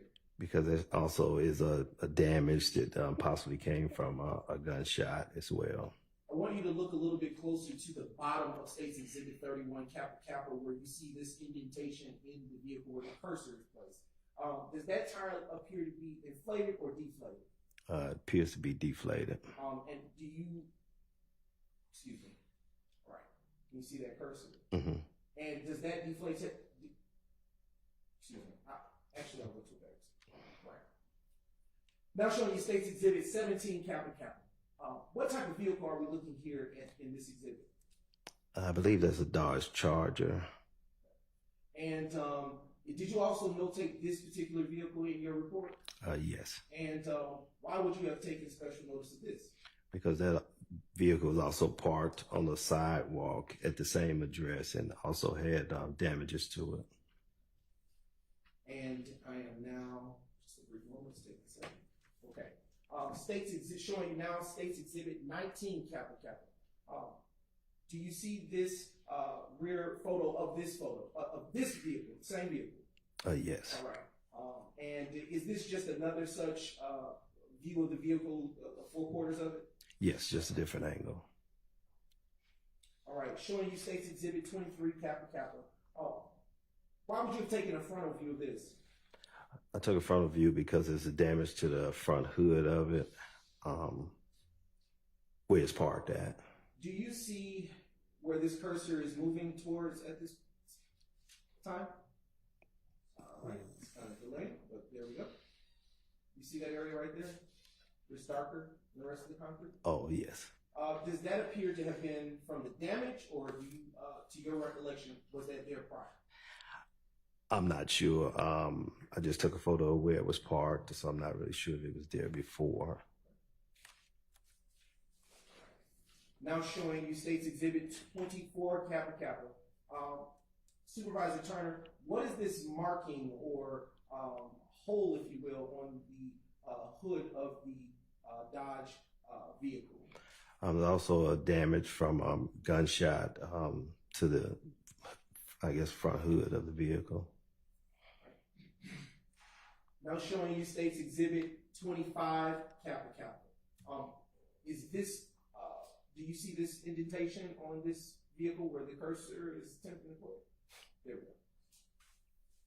Yes. Right. And what do you know that to be based on your training and experience? And that's also gunshot damage right there on the top hood. Are there two markings in the same vicinity on this exhibit? From my experience, it looks like the gunshot went through the hood and kind of stopped at that top part. Turning your attention now to State's Exhibit 33, Kappa Kappa. Can you tell the ladies and gentlemen of the jury why you would have taken such a photo? And also this vehicle, an Infinity, was parked in the same driveway, and it also had damages to it as well. Do you see anyone in front of the home? Yes. Did you get a chance to speak to them? No. All right. Now showing you State's Exhibit 36, Kappa Kappa. Can you describe for the ladies and gentlemen of the jury the damage that you observed to be from bullet defects on this particular vehicle that was there? Yeah, we had damages from the passenger side front hood, and I believe it's a damage to the passenger side rear door, I believe.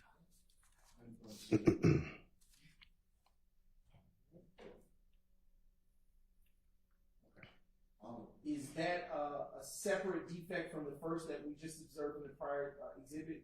Yes. And this is State's Exhibit 38, Kappa Kappa. All right. Now showing you State's Exhibit 39, Kappa Kappa. Is this another defect that you observed on that day, on that morning, on the same side of the vehicle? Yes. All right. Is this What view are we looking of the vehicle, and why would you have taken this? And that's just show the rear of the vehicle, showing the tag of it. And why would you have taken pictures of the tags of these vehicles? We usually make sure that the tag matches the actual vehicle. Now showing you State's Exhibit 42, Kappa Kappa. Why did you take this photo? It's the front of the residence. And but why would you have taken this photo? We like to show that that this is an actual.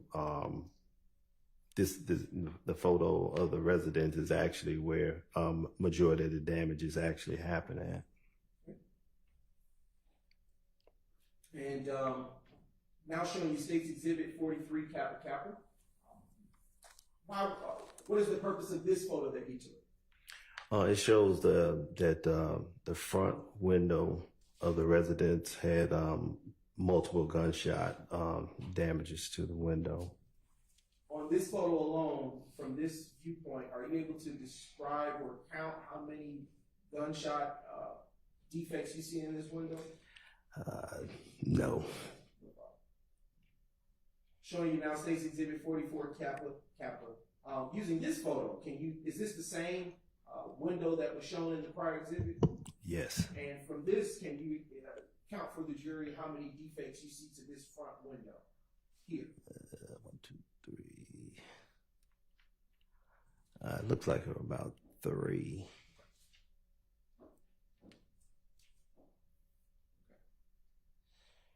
Utilizing State's Exhibit 44, Kappa Kappa, how many defects do you see? And on this one, it's 2. Do you see? It's actually, All right, let me get closer. You see the cursor? yeah. All right. Is that a defect? Okay, it disappeared. Still right there. Cursor. All the way at the bottom. It's not on mine, but Oh. yeah, but that'll be 3. Okay. All right. Okay. Is this a different photo or a different view of the same front window that had defects? Yeah, it's just I think it looks more like a closer up photo, but same window. Is this a different defect than the 3 that we just previously looked at? I believe it was just higher. The photo looked like it was just higher up. All right. What about this one in State's Exhibit 47, Kappa Kappa? That's one defect. I'm sorry? It's just one gunshot. Okay. Is this a separate from the previous 3 that we just saw? It was quite a few, so I'm not really sure. All right, no problem. Okay. All right. Now turning your attention to State's Exhibit 48, Kappa Kappa. What are we looking at here? This is an overall view of once I took my initial photo of the actual street. This was to show you that the actual shell casings were out there, but without the numbers, you wouldn't have been able to see them. So the numbers actually show each shell casing where they were actually laying. Is this an overview of some of those placards that were placed out there? Yes. Objection 403, cumulative, waste of time. Your Honor, these are separate photos, and they're all I've actually truncated this considerably. So Okay, well, get it. it's not going to be long. Let's move through it as quickly as possible. Sure thing, Your Honor. State's Exhibit 49, Kappa Kappa. Is this yet another view over a different angle of the similar view of the placards? Yes. All right. Okay. Again, is this a different view of the beginning of the numbers from which you started with the placards? Yes. And that is State's Exhibit 51, Kappa Kappa. All right, showing you State's Exhibit 53, Kappa Kappa. Is this, what do you see here? It was a marker number 11 of a shell casing. Is it away from the rest of the shell casings or placards that you saw or put down that day? Yes. Okay. Showing you State's Exhibit 52, Kappa Kappa. What, Same objection, Your Honor, cumulative, waste of time. All right, I mean, at some point, it certainly becomes that, so please, utilize the ones that are necessary to be able to tell the Sure, Judge. Incident. I am Now going let's to. move on. Go ahead. I'm going to fast forward. And I'm going to point your attention to State's Exhibit 67, capital, capital. All right. Here we have State's Exhibit, capital, capital. What are we looking at here? Shell casing 1 and 2. And do you recall which shell casings those were in terms of size? They was 223s. All right, showing you State's Exhibit 68, capital, capital. Is this a separate shell casing from those that we saw in the previous exhibit? Yes. All right, do you recall what size this was? I would have to look at my notes to be exact. Sure. Between the two, excuse me. All right, showing you State's Exhibit 69, capital, capital. Does this capture the shell, another shell casing that you discovered? Yes.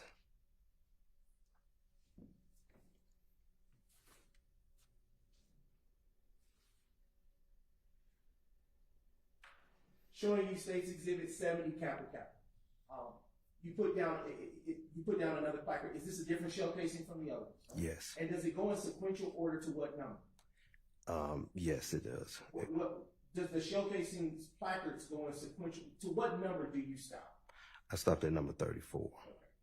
Showing you State's Exhibit 71. Separate shell casing? Same objection, Your Honor. All right, can you ask him maybe a broader question that establishes that each placard is a separate shell or shell casing?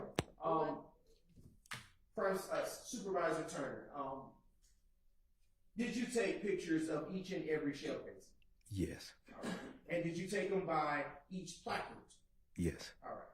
I'm going to transition your attention to State's Exhibit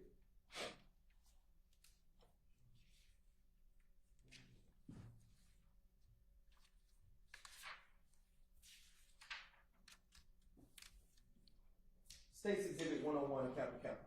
Excuse me. All right. All right. In this photo, why would you have taken this photo and where was it taken? That was taken in the inside of the residence. Okay. And why would you have taken this photo? I'm just showing an overview of what I actually saw when I walked inside the house. Were there gunshot defects inside the house? Yes. All right.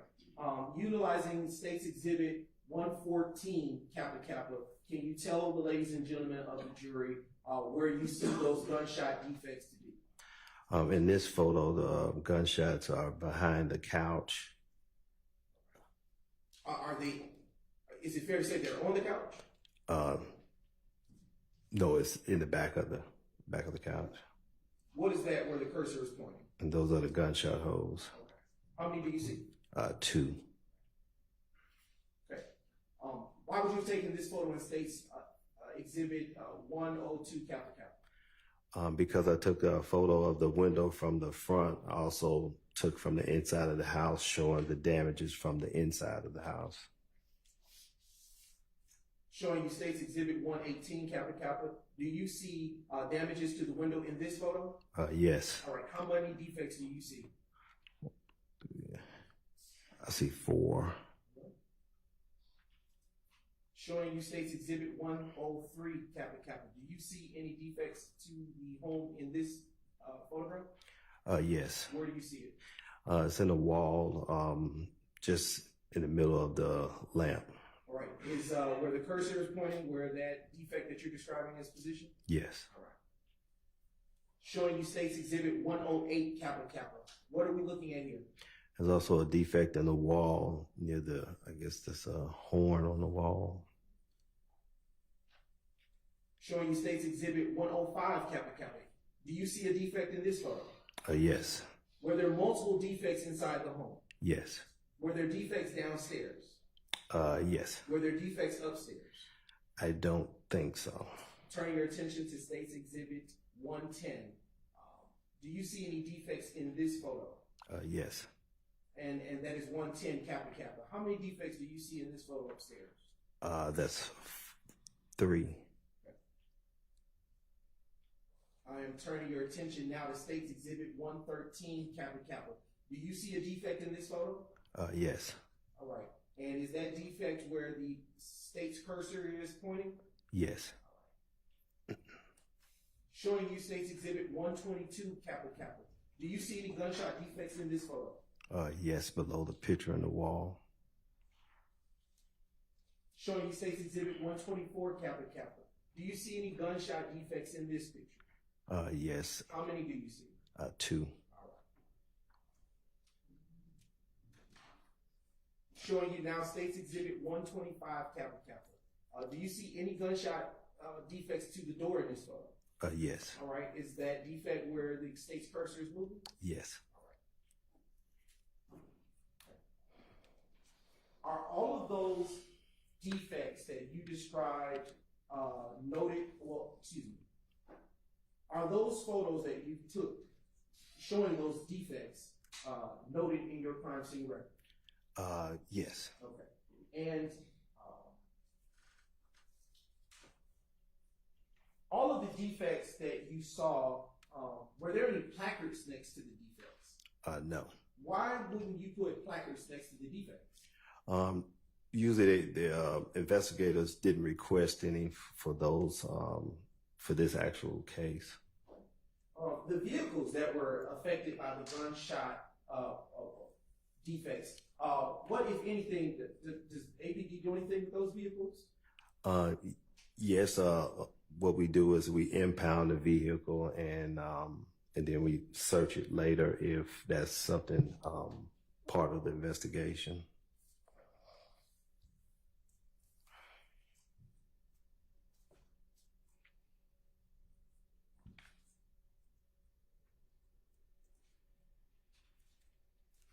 Based on your training and experience, are 7.62 rounds larger than those that would typically go into a handgun? Yes. Based on your training and experience as a crime scene tech, are .223 caliber rounds larger than those that would go into a handgun? Yes.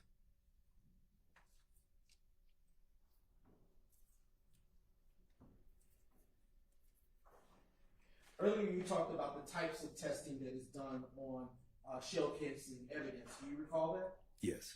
You talked about super glue and black powder being used in that process. Do you remember that? Yes. Did you in fact perform any testing on the shell cases that were recovered from this crime scene? Yes. And what testing did you perform? I did the super glue and a black powder. And did that testing yield any results of any value? No. After such tests were run, what, if anything, did you do with that evidence, specifically the shell casings, once you completed it? The shell cases was turned over to APD Crime Lab. And what does APD Crime Lab do, if anything, with those shell cases? They do ballistic testing on them. Are you involved with the ballistic testing? No.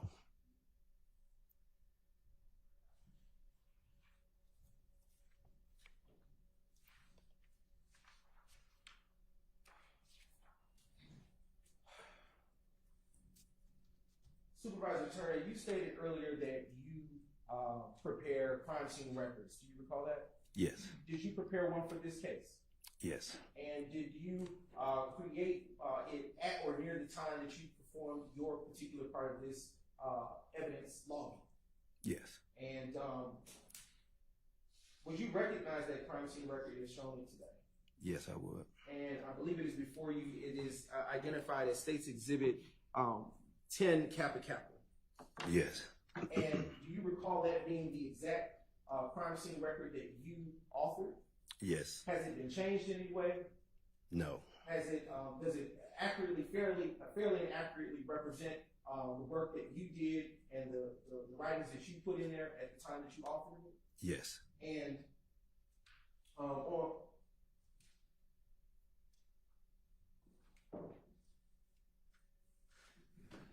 does that crime scene record contain all of the descriptions of the photos that you took on that day? Yes, it does. Does it contain all of the descriptions of the evidence that you collected that day? Yes. Does it contain all of what you did around or about that time on April the 28th, 2015? Yes, it does. Your Honor, at this time, the state now moves to admit state's 10 capital evidence. Your Honor, I would object to submission. The testimony, or it would be cumulative of the testimony already provided by this witness. Your Honor, I intentionally kept the witness from going through each thing for that very purpose, so that it would not draw such an objection, Your Honor. So, trying to mince words, obviously. Your Honor, the statement would be testimonial. It would be unnecessary. Photographs have already been admitted, and this witness has already testified. The record itself would be cumulative of everything that has been entered thus far and has been testified to. I would object. And much like an autopsy report, Your Honor, it simply explains exactly which photo he took and what he did, and it's not cumulative for that reason, based on that fact. And it doesn't, he did not testify to everything contained. It's admitted. All right, I would like to direct you to your report, which is 10 Kappa Kappa, and ask you a few questions contained therein. What is the crime scene date listed on that report? 4/28/2015. According to your report, who's the on-scene on-scene officer that was there, present, first responder there? Adrian Pitts. What is a crime scene number? What is a crime scene Yeah, number? what is a crime scene number or identifier? Well, the crime scene number for us is the actual number that we use to start our crime scene report. Turn to page 3 of your report, and I just have a few more questions.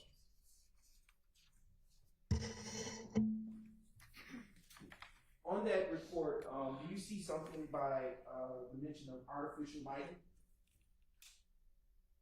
Yes. What does that mean with respect to what you did in this case? That's just a part of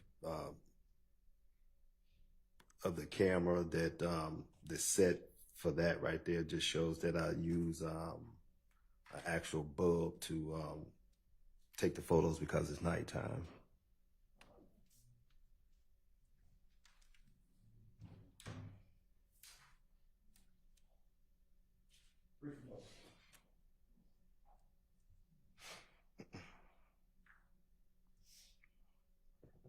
At this time, Your Honor, the state has no further questions.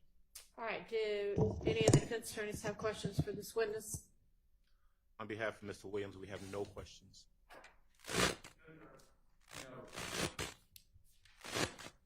Mr. Williams, Mr. Harvey?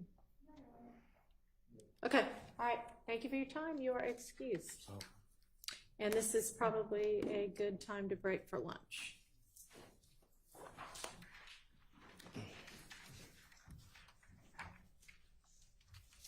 And ladies and gentlemen, we have some matters to deal with over the lunch hour, as is not atypical in this case. So I'm going to give y'all until, let's see, it's 1:30.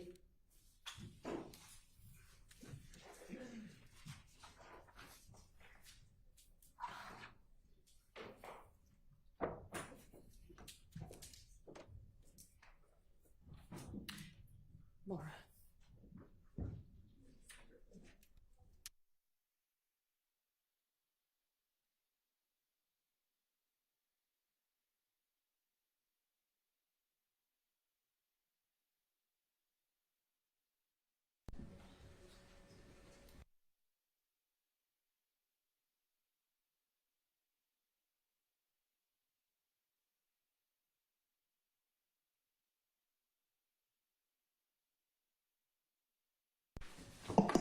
All right, we're going to need to take up some matters over lunch, and Ms. Hilton needs to be here for that.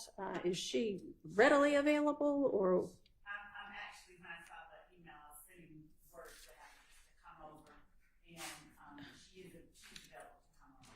Okay. Trying to, there was also the matter of preparing and getting to court, the correspondence. She was collecting all of the correspondence she had, but you had everything ready. We're getting that to the court now too as well. Okay. And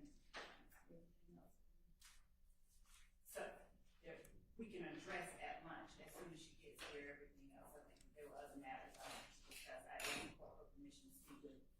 the witness's attorneys about, Mr. Zachary's attorney? yes, so that I could address the court regarding anything that we needed to address regarding his.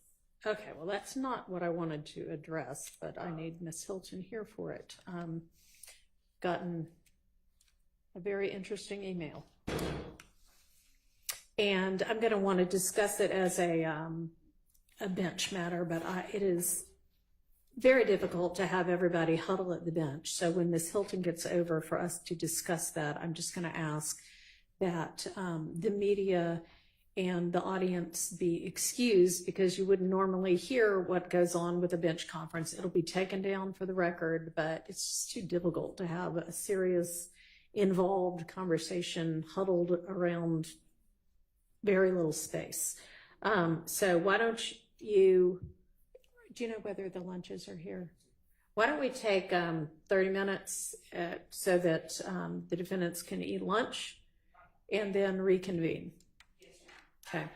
And if the hard copies for the in-camera inspection are ready before then, can you just have somebody to deliver them to my chambers, please? Yes. Okay.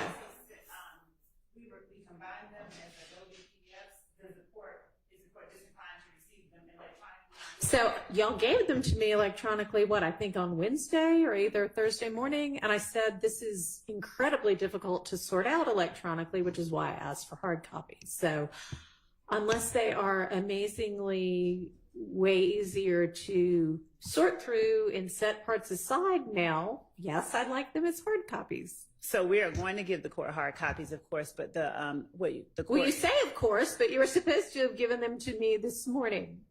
So, Your Honor, what the court got last week was every email just in one combined email. And what we have done now is actually sorted through, taken out anything that wasn't directly related to negotiations and combine them chronologically in a PDF as it related to each defendant. That's what we were providing. We were trying to clean that up. Well, that's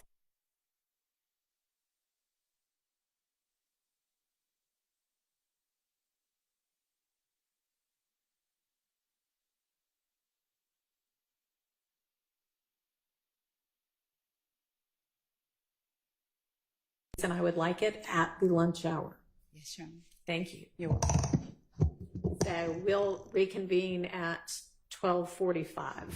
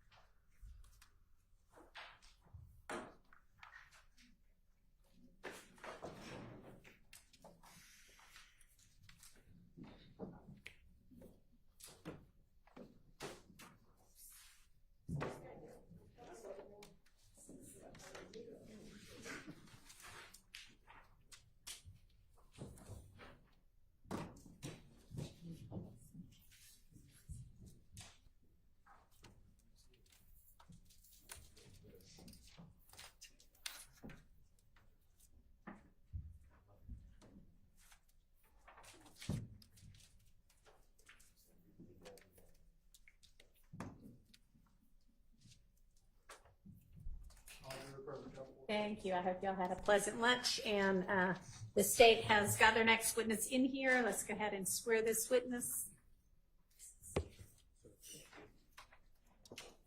Raise your right hand. You swear firm testimony gives the truth, the whole truth, nothing but the truth. All right, state your name. Have a seat. State your name loudly for the court. All right. First and last, and spell it. All right. Officer Hill, Sean, S-E-A-N. Last name is Hill, H-I-L-L. Good afternoon, Officer Hill. How are you doing? I'm doing good. How about yourself? Doing well. All right. Can you tell the jury how long you've worked with Atlanta Police Department? Yes, sir. I've been an officer for a little over 12 years. What year was it that you graduated the academy? 2013. And how did you end up working for APD? Long story short, I was military and I came into wanted to do law enforcement after I got out of the military. What branch were you in? Marine Corps. And was it through a connection in the Marine Corps that you ended up working for APD? Yes, sir. One of my coworkers in the Marine Corps came to APD when he got out and he recruited me to the department. What did you do in the Marine Corps? Uh, Your Honor, it's foundational. Jury has to determine Officer Hill's credibility as a witness. Sustained. I mean, overruled. You can go ahead and just briefly go through it. We don't, Yes, Your Honor. as relevant to his position as a police officer now. Yes, Your Honor. I'll ask more pertinent questions, All right. Your Honor, in relating to that. Officer Hill, what skills did you learn in the Marine Corps that help you as an officer with the Atlanta Police Department? I learned valuable skills, patience. I learned a lot of stuff in the Marine Corps. And what, in non-military terms, what was your job? What did you do? I was a communication operator, radio guy. Now, Officer Hill, what zone do you work in currently? Zone 1. And are you a patrol officer? Yes, sir. How long have you worked in Zone 1? My entire time as an officer for 12 years. Now, how many beats are in Zone 1? It is 14 beats. And how many of those 14 have you worked? Every last one of them. And are you assigned currently to a specific beat or all of Zone 1? Pacific beat in Zone 1. And which one is that? 113. Okay. Now, are you currently post-certified? Yes, sir. And Officer Hill, were you post-certified on the night of April 27th going into April 28th of 2015? Yes, sir. Can you describe for the jury briefly, what type of cases you have handled working in Zone 1 over these 12 years? Yes, sir. Anything from domestic violence to break-ins, car break-ins, burglaries, people being shot, damage to property. So anything you can think of, it happens in Zone 1. And throughout the 12 years of working in Zone 1, have you got familiar with the neighborhoods in the different beats within that zone? Yes, sir.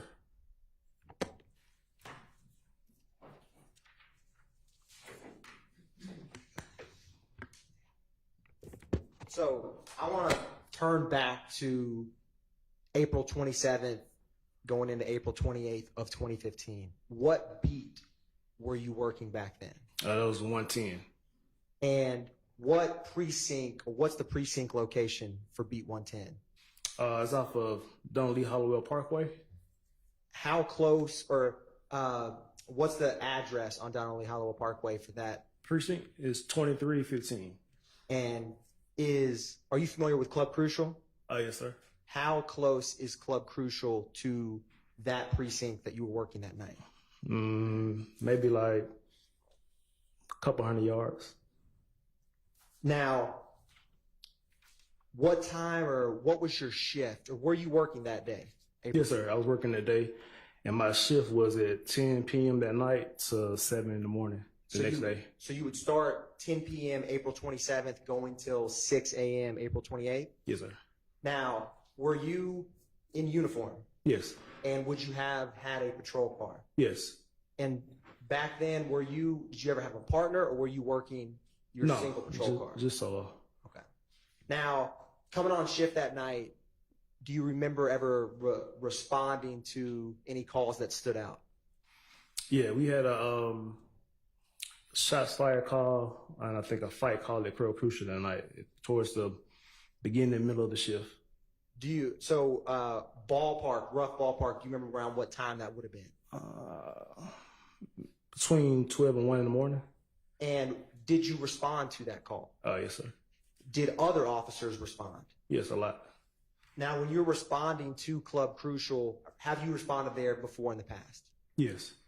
And what were you responding to on the night of April 27th going into April 28th? What type of call was it? We had shots fired in the area, and we had large group of people fighting. That's what the call came in as.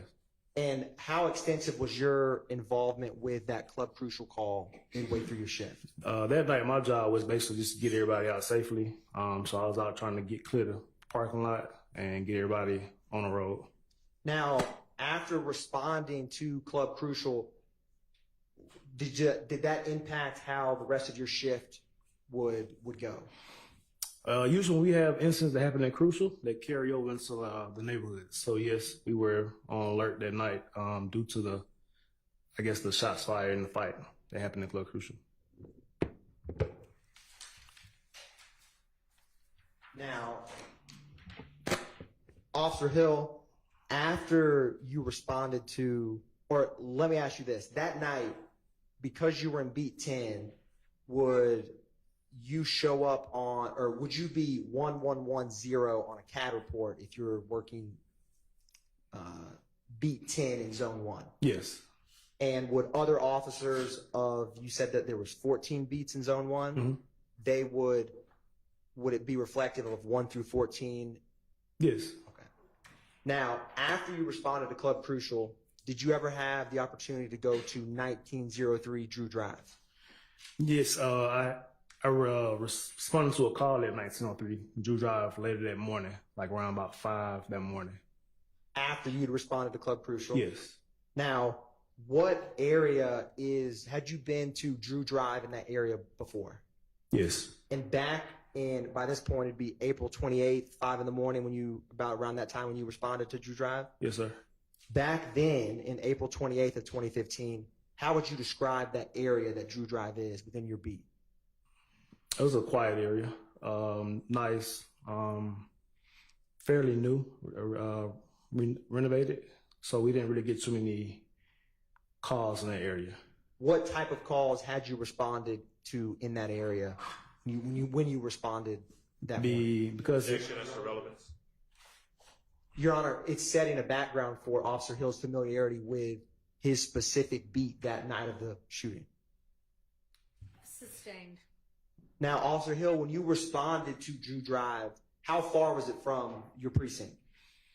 It's like a 5-minute drive. How far is that from Club Crucial? Same, about 5 minutes. Now, when you got there, were you at a house, a residence, an apartment? What was there when you arrived? It's both, but the actual 1903 is apartment complex.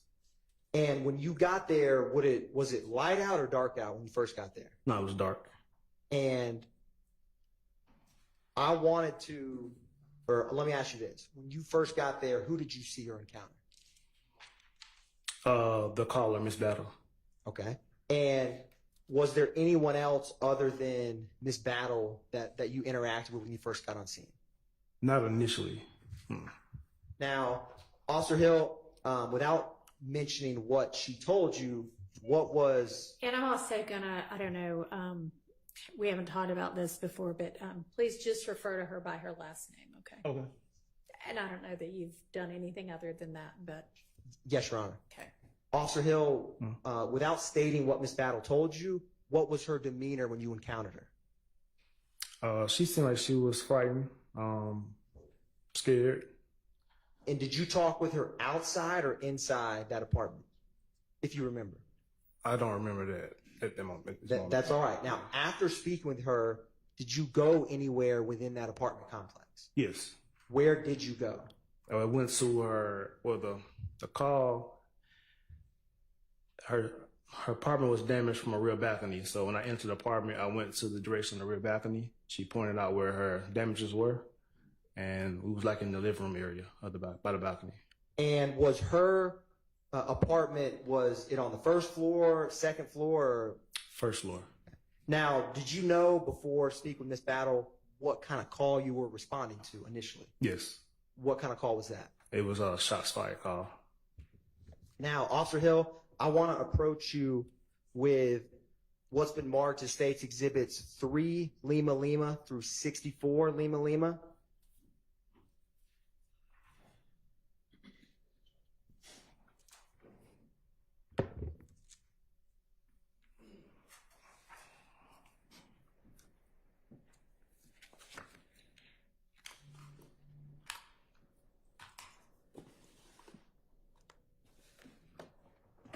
Now, Officer Hill, if you can, do me a favor and flip through from 3 Lima Lima through 64 Lima Lima.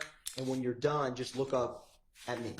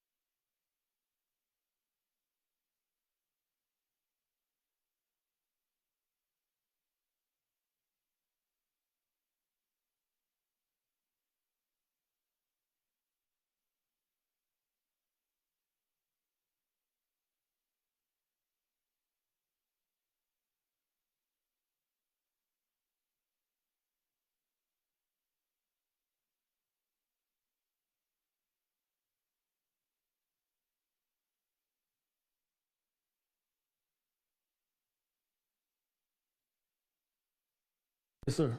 What are those? 3 Just through 64. photos of the damaged property and some of the shell casing that we recovered from the scene.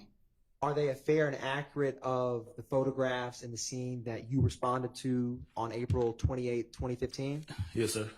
Your Honor, at this time, the state moves to admit into evidence State's Exhibits 3 through 64, Lima, Lima. They're admitted without objection. Thank you, Your Honor. Now, Officer Hill, I want to start with 3 through 12, Lima, Lima. What apartment was Miss Battle's apartment? After speaking with her, you said you went inside. What apartment was it that you all went to? Apartment 1122. And so I want to publish State's Exhibit 3, Lima, Lima first.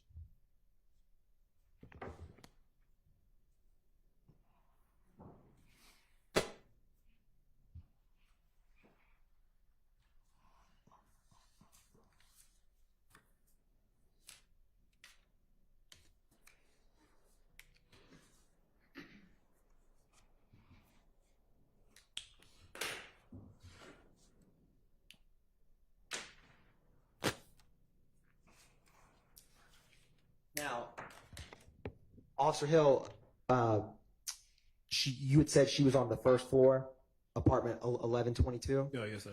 and turning to 4 Lima Lima. Is this 1122 the apartment you went to with Miss Battle that night? Yes, sir. Now, can you describe for the jury what did you see when you went inside? I'm going to publish 5 Lima Lima, or I'll take a step back. When you had first mentioned her back porch. Mm-hmm. What was the damage that you noticed, if any, on Miss Battle's apartment porch? You can tell that her back door was damaged, had glass shatter throughout the door. So when I went in, she pointed me into the direction, and I was able to see where the bullet made entry. And I just traced the direction and noticed that it went through her couch as well. I'm going to walk through a couple of these photographs with you, Officer Hill. And Okay. Publishing 7 Lima Lima, can you orient for the jury? Do you see the damage you had just referenced in 7 Lima Lima? Oh, yes, sir. And where is it? It's towards the bottom of the door or glass. Is it where that blind is? Damaged it. Yes, sir. And once you trace that, can you show the jury on publishing 8 Lima Lima where that bullet? Yeah. So the bullet, when it made entry to the door or the glass, it went directly to the couch cushion, like where the armrest is at, and it went through the pillows. I'm going to publish 9 Lima Lima. Is 9 Lima Lima, is that the inside of Miss Battle's apartment door, 1122? Yes. And 10 Lima Lima, can you describe for the jury, is this the couch that you were just discussing with them about the bullet hole? Yes, sir. And 11 Lima Lima, where did you notice the damage in Miss Battle's couch in 11 Lima Lima? Right at the bottom part of the arm cushion. Yeah, that's where the bullet went through. And 12 Lima Lima, do you see any debris or that you saw that night in Miss Battle's apartment? Yes. Can you describe for the jury where that is? It's right in between on the bottom right of the pillow, in between the green and red circles. You direct my mouse, or you tell me, you talking about towards the right of where that clicker is? Yes.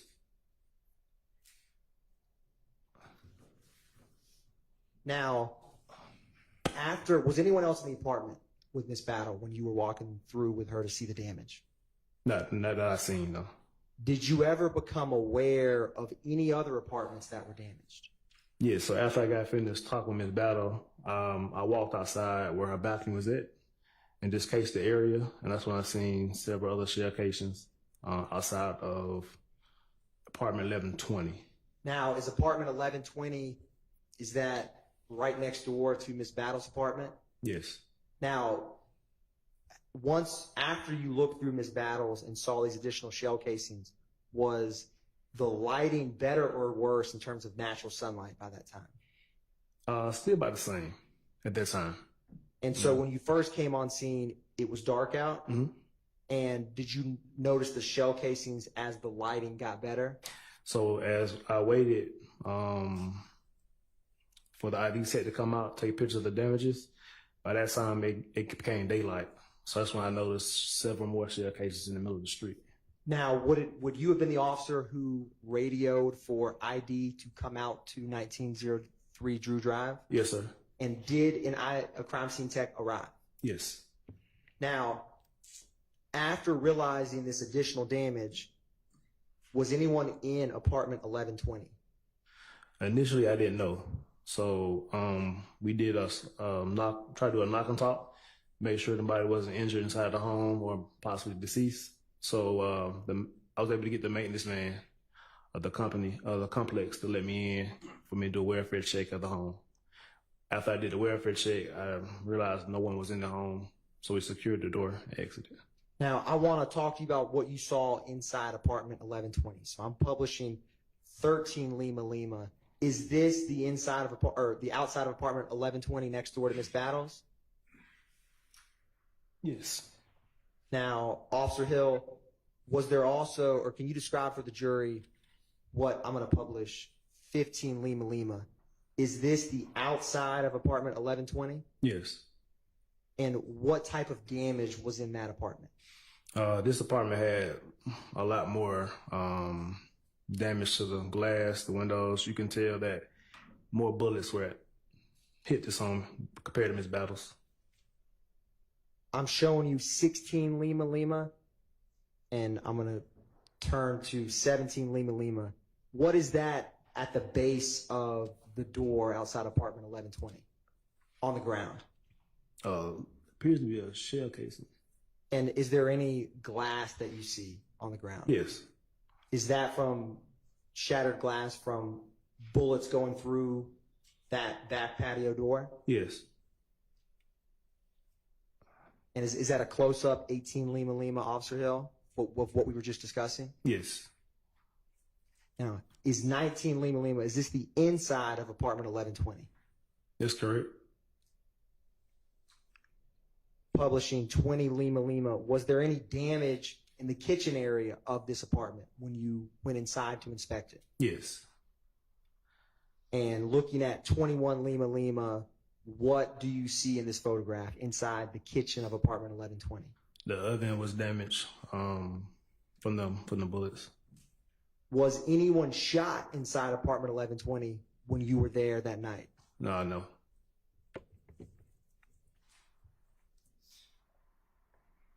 And Officer Hill, with 22 Lima Lima, is this a piece of debris inside that apartment? Yes. And do you know what type of, either what that is? Does that have any connection with bullet? Yes. What is it? Like fragment from a bullet. Turning to 23 Lima Lima, inside of this apartment, was there any defects in the walls from inside that apartment? Yes, sir. And did you do a similar to how you did in Miss Battle's apartment in terms of try to trace to the best you can where the bullets came from the outside in? Oh, yes, sir. I'm showing you is 24 Lima Lima. Do you see a defect in this photograph? Yes. Also publishing 25 Lima Lima. Do you see any defects in this photograph? Yes. And from your personal review, did you or did you not believe that these defects came from bullets? Yes. They did? Also showing you 26 Lima Lima. Do you see any defects here in this laundry room area of the apartment? Yes. And can you describe for the jury where it is? It's right in the kind of middle of the picture, in between the cords, the hole. 27 Lima Lima. Was there any, and I'm going to actually go to a better one of 29 Lima Lima. Do you see any damage to this other window inside like the bedroom area of that apartment? Yes. And is where the mouse is the area of the window that has the bullet defect? Yes, sir. Is this another angle of that same window in 30 Lima Lima? Yes. And do you see, Officer Hill, in 31 Lima Lima, any bullet, projectiles, or debris in this photograph? Yes. Can you describe for the jury where that is? So inside the left shoe. And is it the all white shoes? I'm sorry, yes, sir, the all white flat shoe. And is it towards the toe or the heel of that shoe? Towards the heel. I'm going to move. Is that what you were describing, Officer Hill? Yes.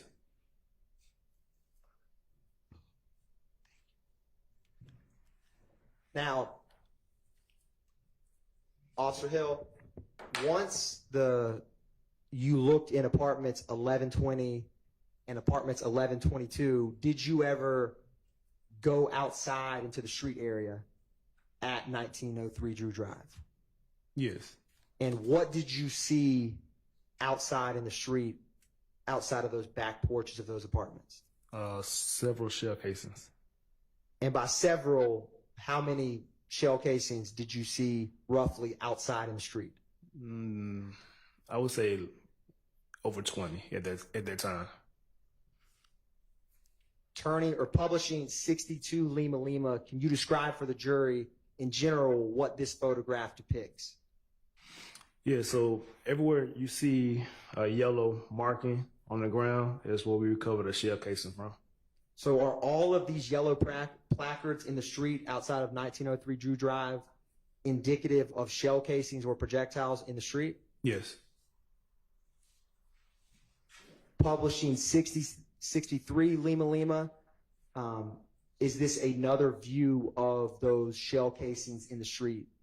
Yes.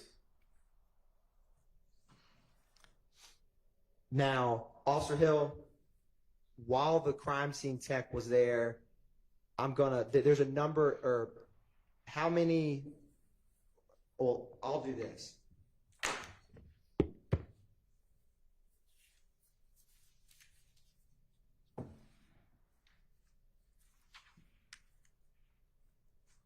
Do you see that this is placard number 1 in 32 Lima Lima? Mm-hmm.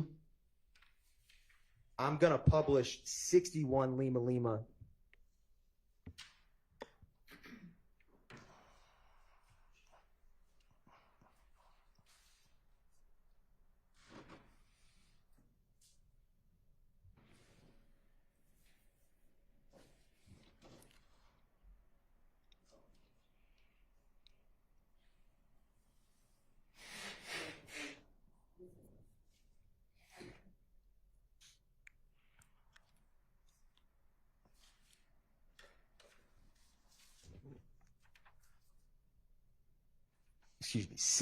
Publishing 60 Lima Lima. And Officer Hill, what is next to the placard in 28, as depicted on 60 Lima Lima, next to placard number 28? Shell casing. And so was there 28 placards that were crime scene tech put on scene outside of 1903 Drew Drive? Yes. And are walking back to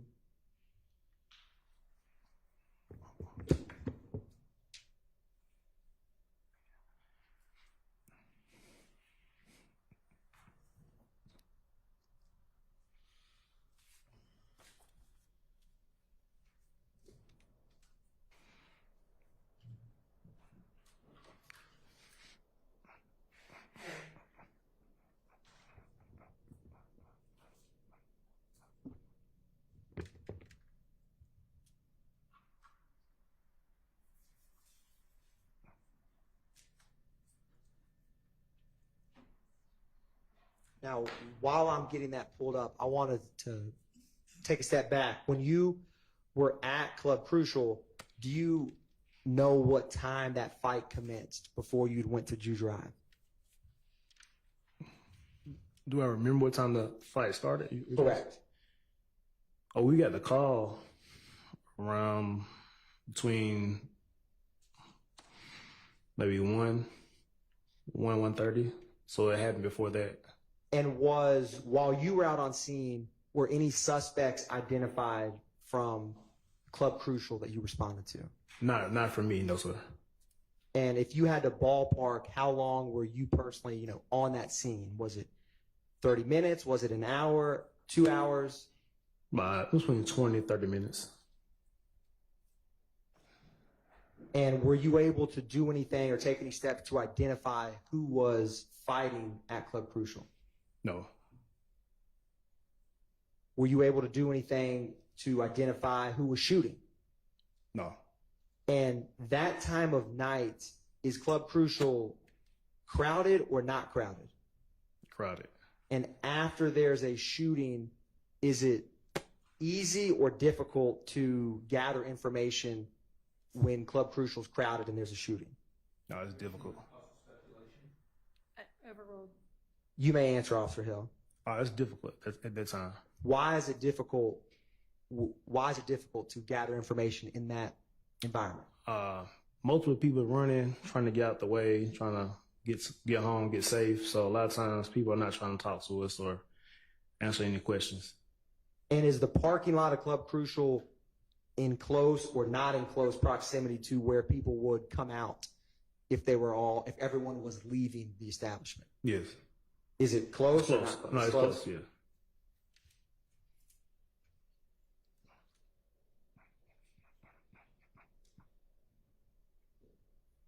Did you personally speak to anyone at Club Crucial when you arrived? No. How often would you get calls when you've been working in Zone 1 over the past 12 years about shots fired or fights at Club Crucial? Objection as to relevance. Your Honor, there's multiple 2517 Donnelly Hollowell, which is the location of Club Crucial. Officer Hill, you may answer. How many times have you responded to shots fired or a fight at 2517 Donnelly Hollowell Club Crucial? A lot. And by a lot, is it 50? Is it 100? Is it 1,000? At that time, maybe a few hundred.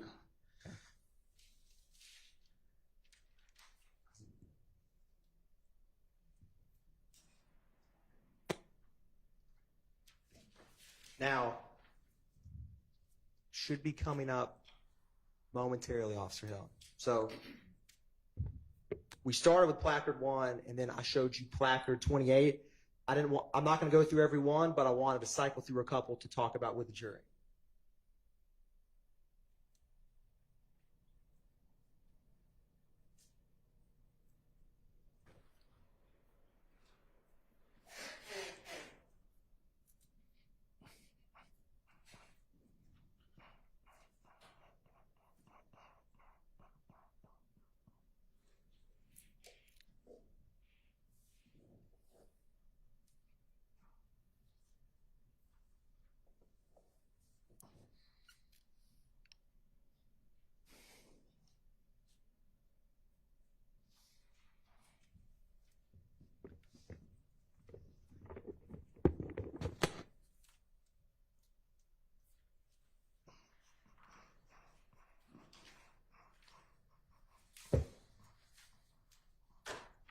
So, Officer Hill, do you see a shell casing in 33 Lima Lima next to placard number 2? Yes. And do you know what type of shell casings were on scene? Not at that moment, I did. Were you ever able to determine or learn what type of shell casings that they were? Yes. What type were they? They were 9mm shell casings. Was there any other type of shell casings that you found on scene? It was, but I don't know. I don't remember what the other That's all right. casing was.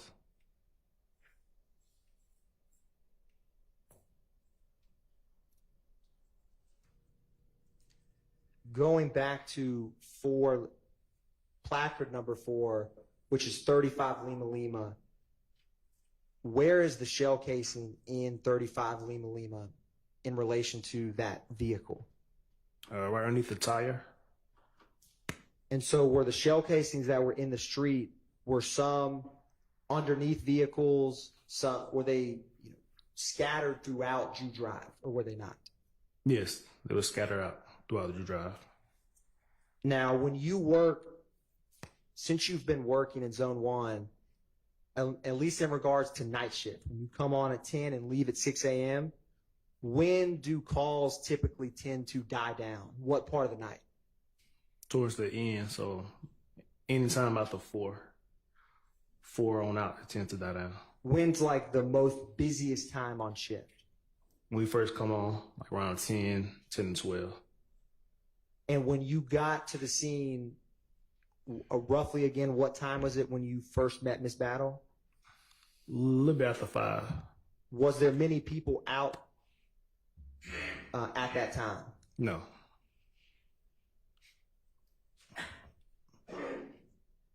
Publishing 36 Lima Lima, is there another shell casing from the scene? Yes.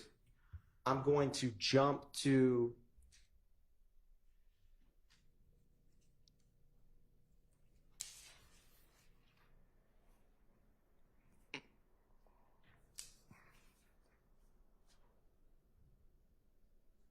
.43 Lima Lima. In 43 Lima Lima, and while you were walking the scene, were some of the projectiles or defects from bullets close by to one another, or were they not? Yes. And is 43 Lima Lima show different projectiles or debris from bullets in close proximity to one another? Yes.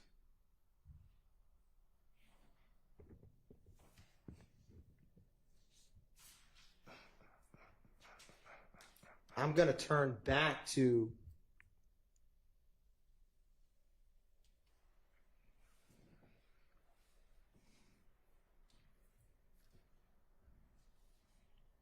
.62 Lima Lima. Using 62 Lima Lima, what was the proximity of the vehicles to where the shell casings were found on scene? They were pretty close. And how close were these shell casings to the apartment, specifically 1120 and 1122 that you responded to that night? So apartment 1120, 1122 would be right on the other side of those black rails in the bushes. To the on the right side of the I'm photograph? sorry, yes, to the right side of the photo. Like this, is this the black rail that you're describing? Yes. So if you were to walk, you see where my cursor is? Mm-hmm. If you were to walk from this part of Drew Drive and walk all the way towards the camera angle and keep walking, would these placards from the debris or projectiles, where would they be in relation to both those apartments? Were they concentrated or not concentrated in a specific Yes, area? they were concentrated in that particular area.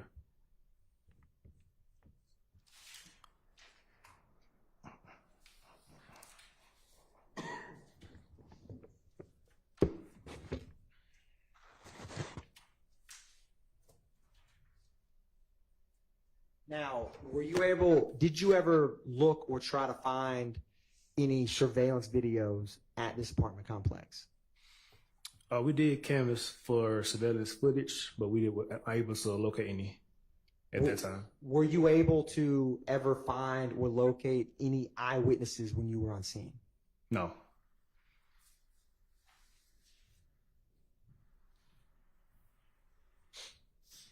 Now, did you ever come to learn who lived in apartment 1120 next to Miss Battles? Yes. Who was that? I'm going to object to hearsay. What's your response? I'll ask a couple foundational questions before Your Honor. Officer Hill, when you responded to this scene, or do you write reports in relation to the investigations that you work? Yes. do you include information about apartments you respond to or victims in the cases? Yes. Why is that? Why do you include that information? Just for future references, we list any owners or tenants that apartments were damaged or could have been damaged in the reports for further investigations. And without stating anything yet, how was it that you were able to come to learn who resided in apartment 1120? So in the apartment complex is two other officers, Atlanta police officers that live in the complex. They had a layout of the tenants that lived in the property, and they were able to give me the name of the tenant. So they had a layout of the residents of all the apartments at that location? Yes, sir. And using that, were you able to determine who was listed as living in that apartment? Yes. Your Honor, may he be permitted to answer? I'm going to object based on hearsay and confrontation. And, Your Honor, the effect on Officer Hill's investigation before leaving the scene? Sustained. Yes, Your Honor. Now, Officer Hill, after crime scene came, what did you all do with the shell casings that we've walked through here today? Did you leave them in the street? Did you take them somewhere? What did y'all do with them? No, we collected them and turned them in as evidence. And in the shell casings that were in the street, who was it that actually took those and transported them? Myself.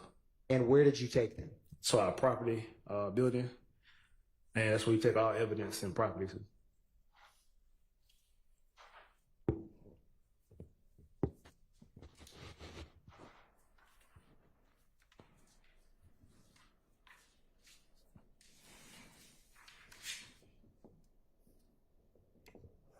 Now, did you ever, after responding to this scene, what would have happened was there ever other investigators or APD personnel who would have worked this case after your involvement? Yes, as soon as I do my initial report, it'll get assigned to an investigator, and they'll take over the case from there. So, and do those investigators conduct follow-up in cases to gather more information after you leave the scene? Mm-hmm. Yes. And when you were working the night shift in Beat 10, Zone 1, how would you respond to multiple calls within a night? Yes. And after you respond and gather initial information, do you have to respond to other calls that come in? Yes.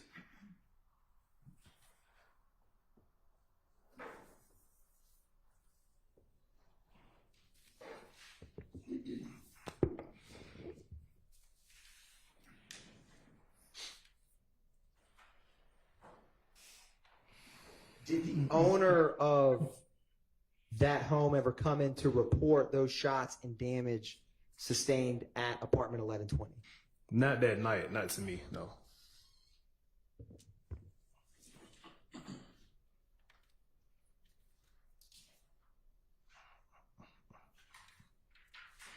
One brief moment, Your Honor.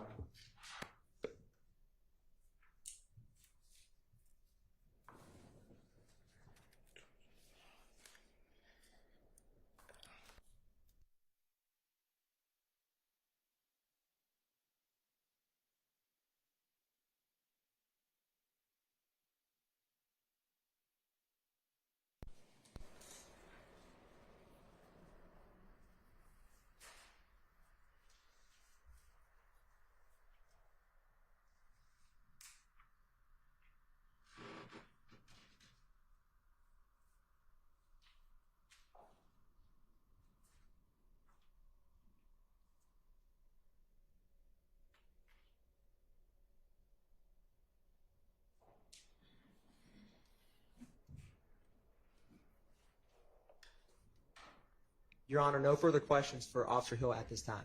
All right. Do any of the defense counsel have questions for this witness? And I thank you. On behalf of Mr. Williams, we have no questions. Okay. Nothing on behalf of Mr. Stillwell. Anyone else?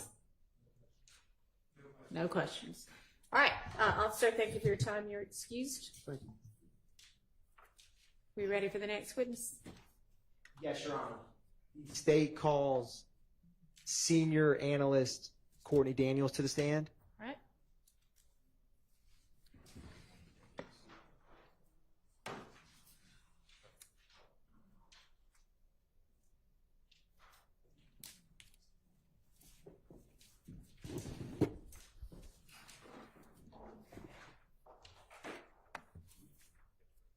Please raise your right hand. You swear affirm the testimony you give today the truth, the whole truth, and nothing but the truth? Yes.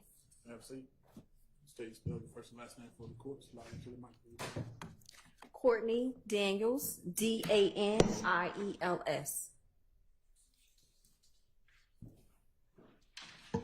And good afternoon, Ms. Daniels. Where do you work? Verizon Wireless, And how long have you been with Verizon Wireless? 10 years. And if you could tell the jury briefly about your job duties and responsibilities. I'm a custodian of record, so I handle testifying in criminal as well as civil cases. We also handle small claims, mediations, arbitrations, and other executive complaints that come in our office.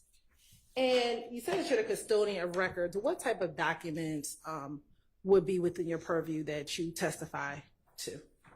So we testify to subscriber information, call details, text message details, text message content, any internet records that are available. Okay. So first starting with call detail records, if you can tell the jury when you, the call detail records that are with Verizon Wireless, generally what time zone are those call detail records kept in? Call detail records are based on where the user is located, so it's based on that time zone. Okay. So for example, if you have call detail records for a phone based out of Georgia, would that be an Eastern time zone? Yes. Right. And you also talked about you keep records with text messaging content. Yes. What time zone are those text messages usually kept in? So text messages are, the time zone is based on the switch where these, which is the brain of the network, where it's located. So that's how we tell what the time zone is for the text message.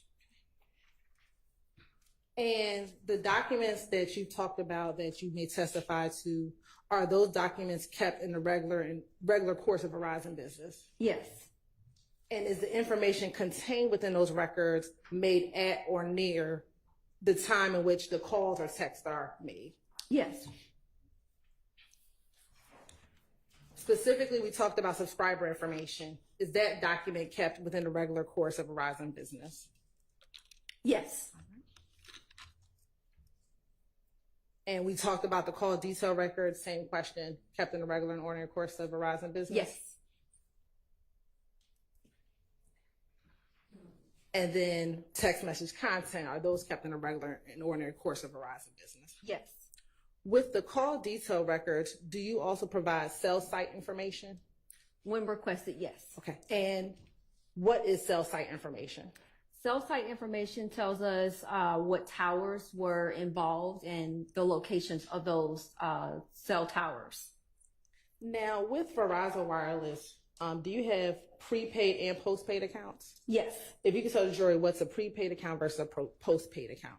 So a prepaid account is where you subscribe for service. You don't have to provide any verification information such as social security numbers. You just provide a name that you like on the account, your address, and then we provide you a phone number that you pay for monthly before you use the service. Well, postpaid, you have a monthly bill, you have to provide your social security number, identification, the address that will be on the account, and you're billed monthly. So you receive a bill every month. You don't receive a bill prepaid. If you don't pay, you don't continue the service. Postpaid, you'll receive a monthly bill and continue that service until you tell us that you do not want it any longer. And you said with prepaid account, you can come up with any name that you want. Yeah, it could be anything that you'd like it to be listed as. So someone can call it Mickey Mouse and they'll get the phone. That's fine. Yes. Now, I want to direct your attention to the reason for your testimony here. Did Verizon Wireless receive a subpoena from both the Atlanta Police Department and the Fulton County District Attorney's Office? Yes. Your Honor, permission to approach? You may. I'm going to show defense what has been marked as State's Exhibit 464 Yankee and 464 Yankee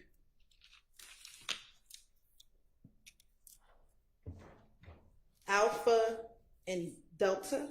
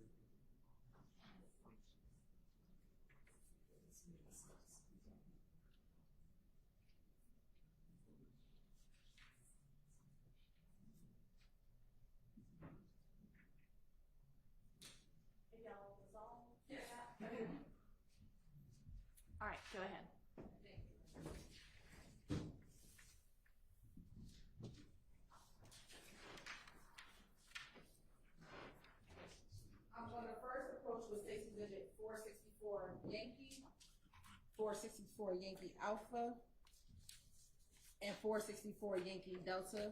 Tell me if you recognize 464 Yankee, Yankee Alpha, Yankee Delta. Yes. And first, with 464 Yankee, how do you recognize this as 464 Yankee? This is the disc that I signed and dated after reviewing the content. And we said reviewing the content, what content? The cell phone records, call details, text message content. And is that the content that would have been sent to the requester after a request was made? Yes. Now looking at 464 Yankee Alpha. What is 464 Yankee Alpha? This is one of the explanation sheets that we provide for the call details, and it explains each column that's encompassed in the record. And it's 464 Yankee Delta. This is the subscriber information for one of the phone numbers. And do those items appear to be the complete items from what you reviewed and what was given to the Atlanta Police Department regarding this request for that particular reason? Yes. Your Honor, this time the state by the State's Exhibit 464 Yankee, 464 Yankee Alpha, and 464 Yankee Delta. They're admitted. Thank you, Your Honor. Subject to issues that we have to deal with later. Yes, thank you. I'm now showing you what's been marked as State's Exhibit 1 Tango Tango and 1 Tango Tango Alpha. Tell me if you recognize 1 Tango Tango. Yes. And how do you recognize 1 Tango Tango? This is the second disc of records that I signed and dated after reviewing. And does that appear to be all of the contents that was given based upon a subpoena from the Fulton County District Attorney's Office? Yes. And what is 1 Tango Tango Alpha? This is the subscriber information for the second phone number. And with 1 Tango Tango and 1 Tango Tango Alpha, does there appear to have been any additions or deletions? No. Your Honor, this time the state would like to tender 1 Tango Tango and 1 Tango Tango Alpha into evidence. Admitted and potentially subject to the same if we need to deal with that as well. Thank you, Your Honor. Now, Senior Analyst Daniels, I want to first start with 464 Yankee. And 464 is specific Yankee Alpha. Permission to publish, Your Honor? You may.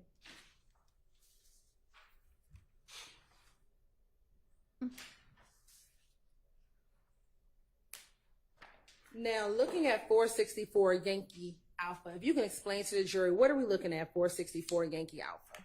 So this is the explanation sheet for the call details with cell site information included in it, and it has each column and the description of each column. And if you can just tell the jury briefly about each column and the information that would be contained in the call detail record. Okay, starting from the furthest to the left, which says network element name, that is the switch name. So again, this is the brand of the network that communicates with the towers to tell it what to do and how to do that.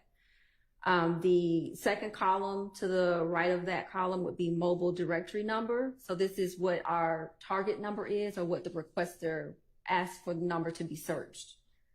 Then you have the dial digit number. That's the number that actually was made to make a phone call. So if you dialed in 1-800-922-0204, that's Verizon's phone number. But if that's what you dialed in, that's what we would see on that column. The next column is the call direction. So this tells us, is it incoming? Is it outcoming? Did it get forwarded to voicemail? Was it routed, internally in the network? The next column is called seizure date time. So this is the time of the actual call starting. So as soon as the call started, that's when the time would start. The seizure duration is exactly that. It's the duration of the call, but it's always in seconds. The first serving cell site. So this is the tower that actually communicated with the switch that initiated the phone call. So that's at the moment the call started, that's the tower that hit on the the call hit on the tower. The first serving cell phase, so that's the actual, there's sections of a cell tower, and it tells us what section was hit on when that call was made. Then you have the last serving cell site, so that's at the end of the call, where did that call end, what tower was it hitting off of? Again, with the last serving cell phase, it's a different section of each tower, and that tells us where the call ended on that section of the tower. And then lastly, you have your calling party number. So that tells us what number initiated the phone call. Okay. And now I want to show you what's been marked as 464 Yankee Delta.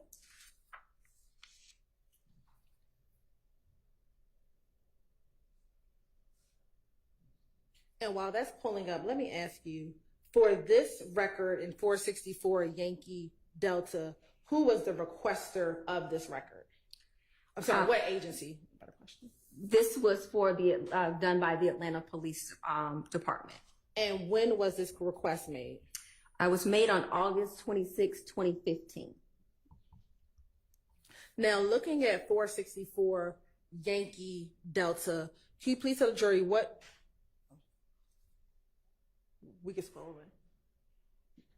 What are we looking at 464 Yankee Delta?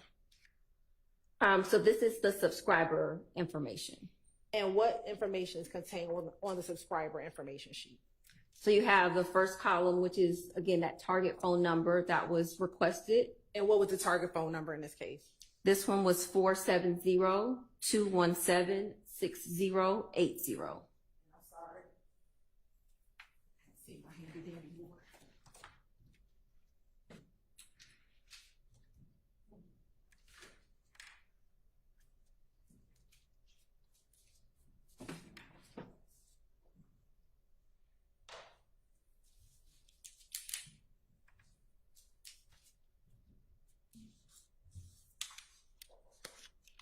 And I'm sorry, one more time for me, the phone number.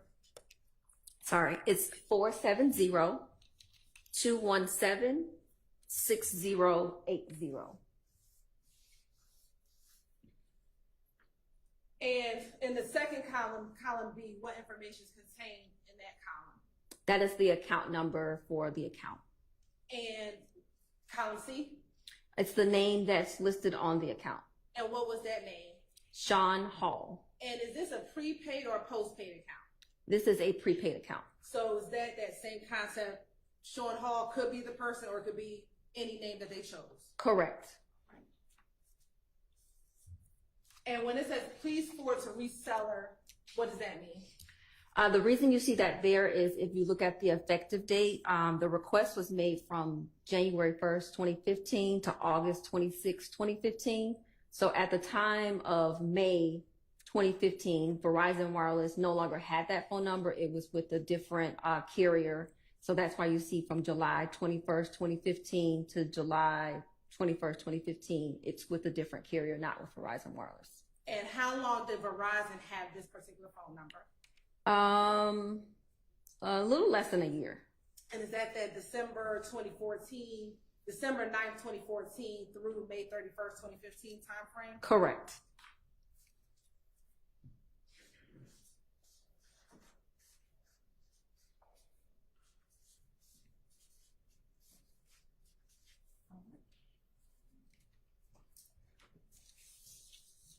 And I want to briefly open up 464 Yankee.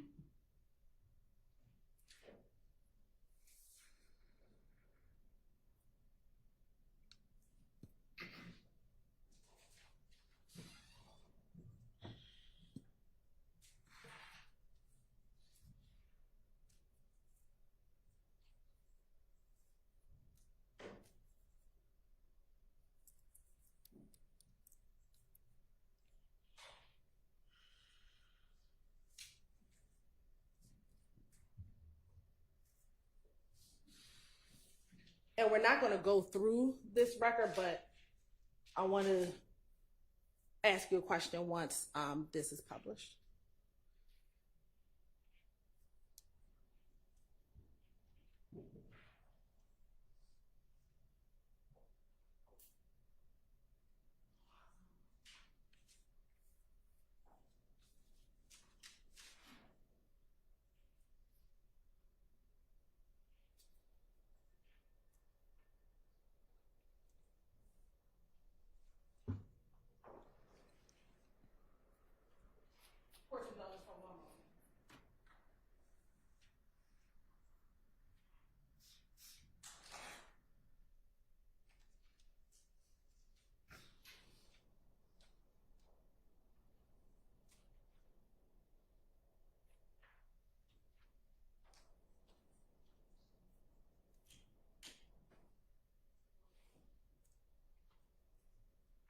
come back to that. All right.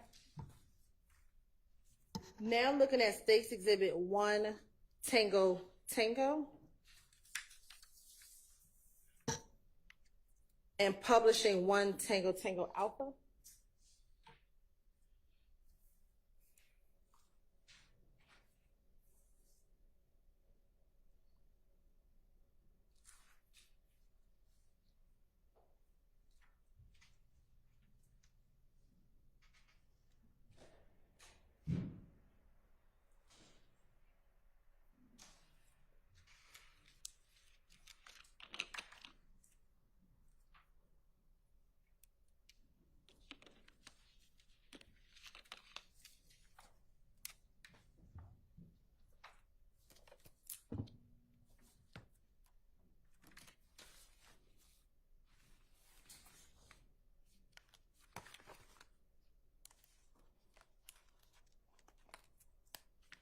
Looking at State's Exhibit 1 Tango Tango Alpha, what are we looking at in 1 Tango Tango Alpha?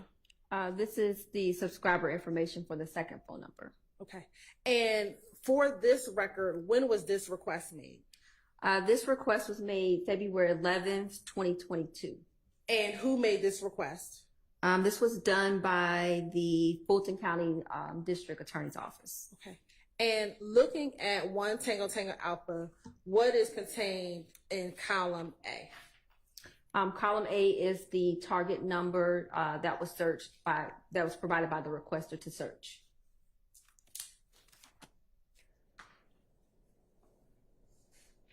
And what is that target number? That's 706-578-0999. And when was the search requested for? The search was requested. Are you speaking about the time frame? Yes. The time frame of the search was from February 6, 2022 to February 11, 2022. And looking at column D, what does MTN stand for? That's the mobile phone number. And is that the same number as the target number? Correct. All right. And moving to the left, to the right. When it says business name, please forward to reseller, what, if anything, does that mean? That just means that this phone number, it's not a Verizon number, but it's one of our resellers that uses our towers for service. And what reseller was this? Track phone.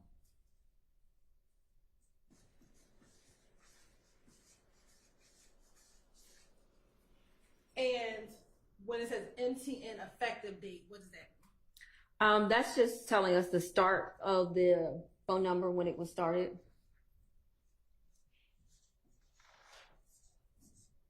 And on this, does it have a name of a subscriber?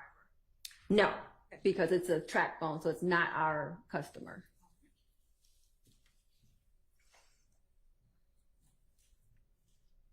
Now I want to pull up one document in 1 Tango Tango.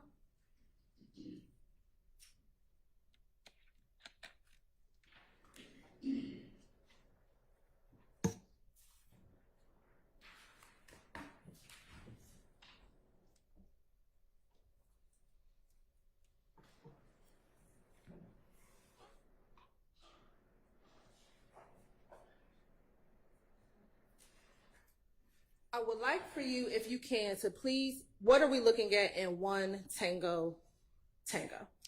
This is the text message content for the phone number that ends in 0999. Okay. And going from left to right, if you can just tell the jurors, explain what information is contained within each column. So the first column you'll see that says message arrival. That is the start of when the text message was sent. The final disposition means when the network actually finished the requested transaction. Doesn't mean that it was delivered or not, just that the request has been completed. Where you see SMSC, that's the switch for the text message. The message info just tells us information about arrival or it's outbound. The message final status will show us delivered or failed. The destination address, it sometimes will have like a a website if there's like additional content in there that's not just words. Oh, I just lost where I was. Oh, I think where I was on message ID under G. That is just an indicator to us to tell us where that text message is going. The search MTN, again, is that target number. So this was for the 099 number. The originating MDN number is the number that started the text message. So if I send you a text message, my number would appear first. If slide over to J, originate MIN is an internal identification. It's not something for other parties. Terminating MDN is the person who received that text message. So again, if I send you a text message, my number is going to be originating. Your number is going to be terminating. And again, terminating MIN is an internal number, has nothing to do with anything outside of Verizon. And what would be in the last column? It would have the content of the message. And the content column, does it have the content as it's texted on the phone or on the device? Now that's information that we would not be able to confirm or deny. There could be things that are not transpired through the network, or there could be symbols that don't transfer over. So I can't say one way or another if it's directly like was texted. Does Verizon Wires ever manipulate what's contained within the content column? No.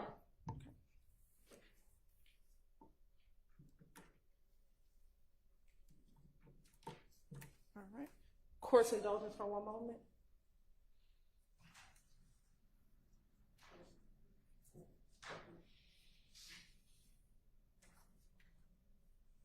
And Your Honor, we're just trying to fix one issue for this case. All right.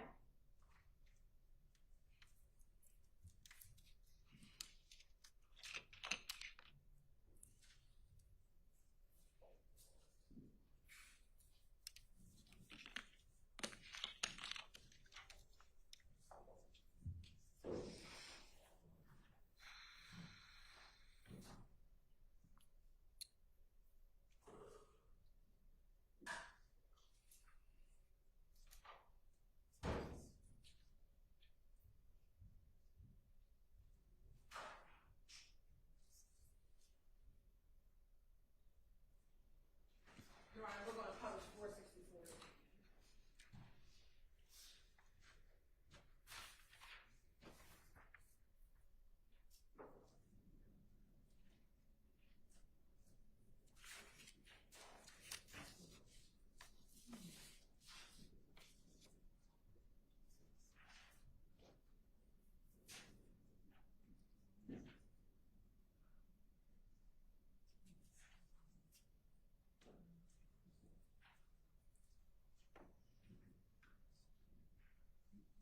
Now, looking at 464 Yankee, is this the call cell site information that was provided pursuant to that 2015 request?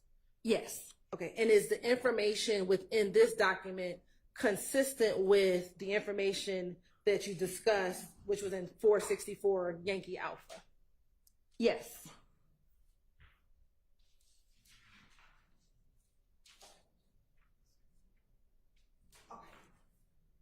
I have no further questions. All right. Do any defense counsel have questions for this witness? No, I don't. On behalf of Mr. Anybody else? No. Okay, go ahead.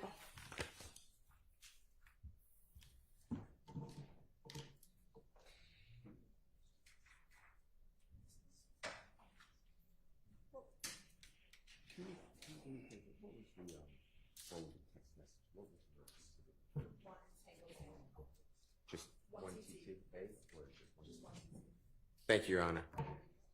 Good. No. Oh, sure. Sure. Good afternoon. Good afternoon. Can I ask you some questions about what's now marked as State's Exhibit number 1TT? Sure. And if you need it, it's going to be displayed. If you don't need it, I just want to ask you a couple questions. Sure. I'm specifically focusing on the text message content column. Do you know what I'm referring to? Yes. And you said something to the effect, I'm not saying this is a quote, But something like Verizon does not verify the accuracy of the content of those words, something like that. Is that correct? In so many words. Can you do me a favor? What happens, like if I was to send you a text and I ask, how are you? On the records, it may not come out like that. Is that what you're telling the jury? That is a possibility. And why, and if you don't know this, just it's beyond my capability, but why is that? There could be a lot of factors, but I wouldn't have the factors to provide to you. Do you know when, like, something is verbatim versus something's not verbatim? Do we have any type of, if you look at the records, any type of knowing, like, hey, this is not accurate, but this one is? Yeah, I would not be able to provide that. I don't have that information to No, to I tell understand. you. It's beyond your, no, okay. So you just can't verify that column. Correct. How about the other columns? Are they fairly accurate? All of the columns are fairly accurate, but I wouldn't be able to say with 100% certainty the text message content is exactly what was text. That's what I was saying. Besides the text message content, the other columns. Correct. They're Phone all number, accurate. duration. They're all accurate. Okay. It's just the text message column that you don't want to verify. Correct. All right. Your Honor, thank you. All right. Anybody else? I didn't hear from everybody yet. Any other defense attorney questions? No. Shaking heads? No. Okay. Any redirect? All right.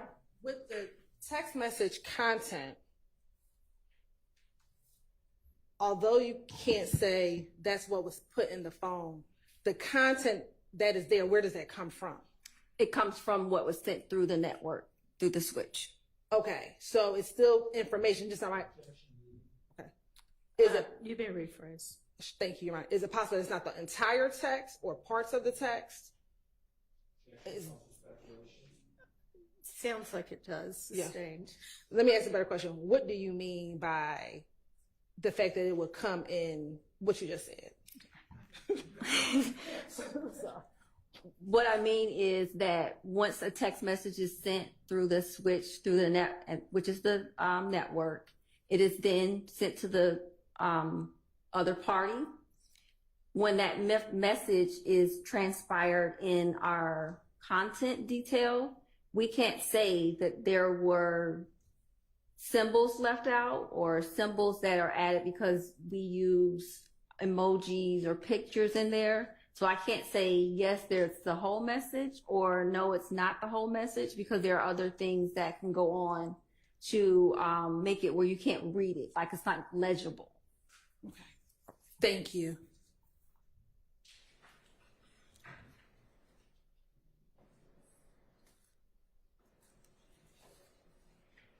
Thank you, Robert. All right. Ms. Jill. Okay. Thank you for your time. You are excused. Let's take a quick bathroom break and then we'll get to your next witness. And if you can approach on the bathroom break. Okay. All right. Well, we'll take a somewhat longer bathroom break.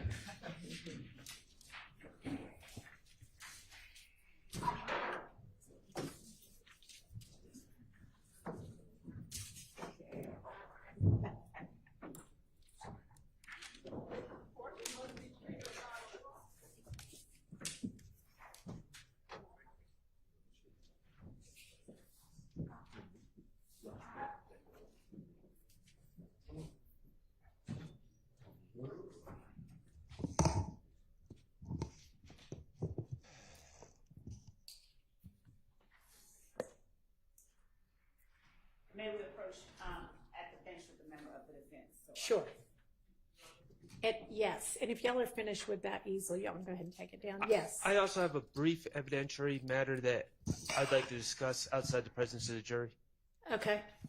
You want us to do that first? Or, I'd like to approach. okay.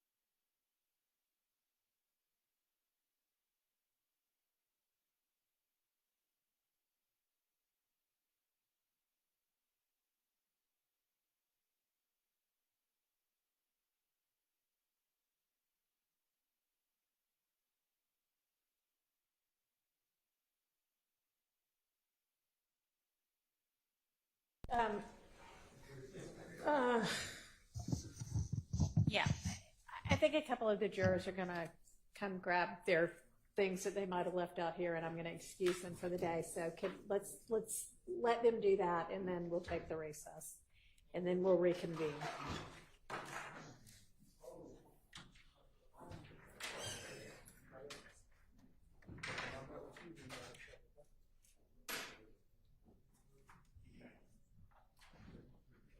Thank y'all.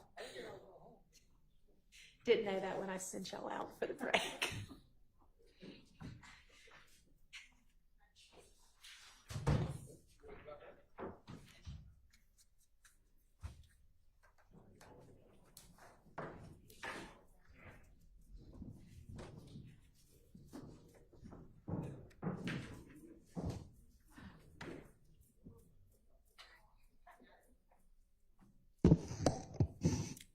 Thanks. All right, let's take a 10-minute or so recess and then reconvene.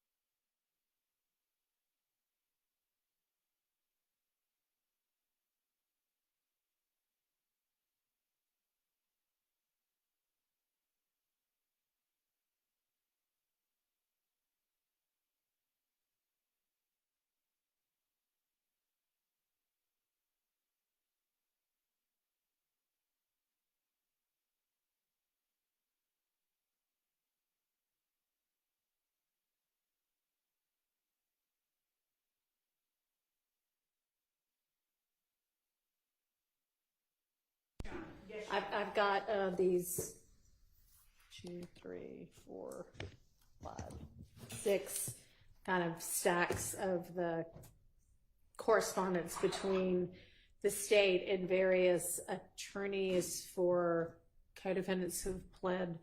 And I really hate to do this to you. And some of them are really thin, so it's easy enough for me to just sort through it. But some of them are fairly thick, 2/3 of an inch. I know, and that was the thing down. They are in, I don't know, because I've only just now kind of flipped through, but they don't seem to be in any kind of like chronological order.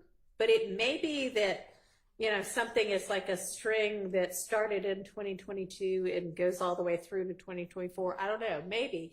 But they're all just sort of bound together as one, and it would be so much more helpful if I knew where one email stopped and the next one started. Okay. So can I give these back to you Yes. to sort of put in just a little bit more followable format, and then y'all can give them back to me in the morning?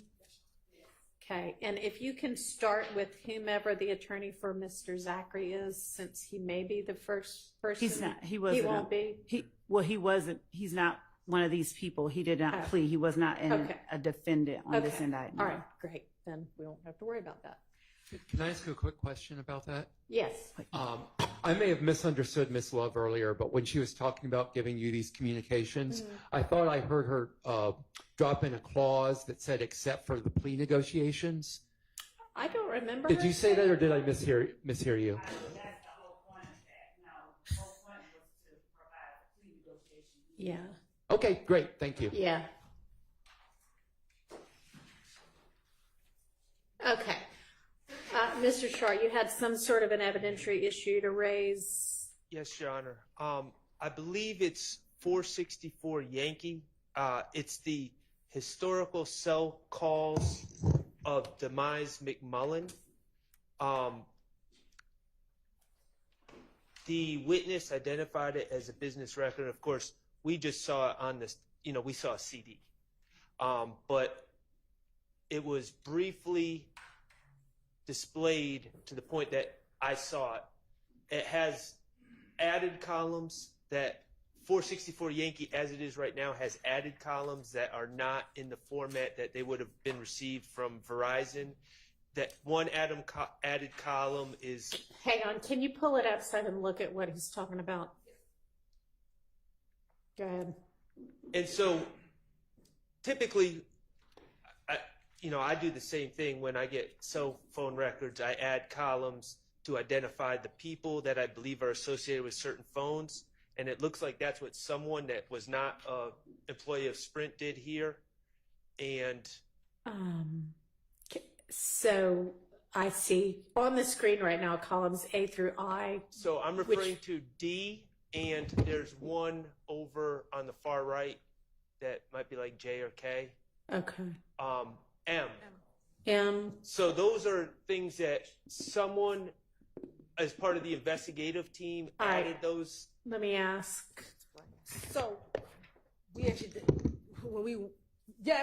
and we are deleting those columns and adding them to and making sure that the correct column is there. I don't think myself or the Verizon custodian, because she observed these records or she reviewed them, she must not have caught that, because we sent these to her so she can look through all of the documents. And so once we published this is when we noticed that we immediately put it down. And so all the other columns are the same as the historical cell site explanation. Other than D&M? Other than D&M. So y'all are going to withdraw 464Y and put in a substitute 464Y that does not include, or that shifts everything over 2 columns, I guess? Yeah, so 464 Yankee is what we thought was the entire Verizon records as returned. So we're going to take out this one document and replace it with the right. This one. So it's only this one McMullen cell site, yes. Okay. Okay, let's try to be a little bit more careful, please. Yes, and we will, Your Honor, yes. Anything else on that?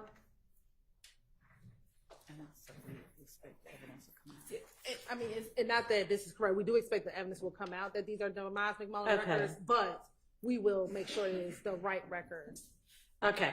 And actually, one thing you just said reminded me of something that I wanted to bring up. You had said you sent them to her to review, and that's great. But that just reminded me, we've had two sort of, I don't know, crime scene-ish type witnesses on the stand today. One of whom reviewed 60 pictures on the stand, and one of whom reviewed 127 pictures on the stand. And they actually did that pretty fast. But is there, I mean, would anybody have an objection to when we're talking about, you know, the actual people that took the photos who are also kind of professional at doing these kind of jobs? I don't mean like a victim of a crime and this is her house. I don't mean like that, but like, you know, the reporting officer to the scene. Would y'all have any objection, and this goes for everybody in the event that the defense ends up calling witnesses as well, to just being able to have that witness when they're waiting outside, go ahead and review them just to see, you know, hey, are you familiar with these? So that when they're on the stand, you can say, you know, you reviewed them outside at you know, everybody agrees and all of that's fine, but that might save 10 minutes, 5 minutes here and there. So, Your Honor, actually the witnesses that had reviewed them, they, in one instance at least, the 128 photos, they had actually initialed every one of, like they had reviewed. Right, all but of when them. they get handed to them by an attorney and say, can you, and I know that's like what, you know, the process is, but it is equally okay to say, you just review, you know, you just now reviewed these outside, you know, are you familiar with them? We can or do that. whatever. And I mean, obviously if you give them to them and say review, they're going to do it again. But anybody have a problem with us, you know, maybe like cutting out a minute or two here or there just by doing it that way? Everybody's good with that? All right, let's, you know, from now on, and maybe it'll save us a day or something. I don't know. Okay. All right. I have listened to the entirety of the recorded conversation between the investigator and Miss B. And she essentially, I guess I see where she got the idea that I, as the judge, had been the one that said she had to testify. Not really, but I get where she got it, because at some point the investigator says, so we'll let the judge know, or Miss Hilton will let the judge know that you don't want to appear. And it was in the context of appearing on camera. But I mean, I guess she took from that, oh man, they still gave me a subpoena, so the judge said I have to appear, when that's not in fact what happened. But there wasn't anything nefarious going on. It was just a kind of a misunderstanding, I guess, on her part. And the only other thing, just for, you know, I mean, she is reiterating very strongly everything that she put in the email that y'all all have access to, about that she wants everybody, prosecution and defense, to know that she does not consider herself a witness. I'm sorry, a victim. She does not consider herself a victim. She doesn't look at herself that way. It's a surprise to her that anybody thinks she's a victim, given that this was sort of collateral damage to her apartment. Her apartment wasn't targeted. If she is called to testify, I think she's very much going to make that clear from the stand. One question I have is, given that we already have the testimony from, I think it was Officer Hill, is there anything additional that this witness would be able to present to the jury that would not be cumulative of the officer's testimony? Your Honor, I think that, and I'll have to confirm reading her, what she did tell them, but I think that she, one second, let me confirm something real quick. Okay.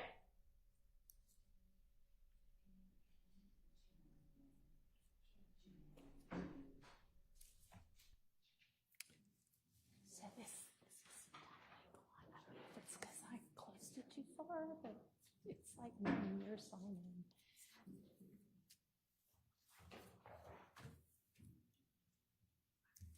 If it closes all the way, does it like disappear? Because that could be something like it.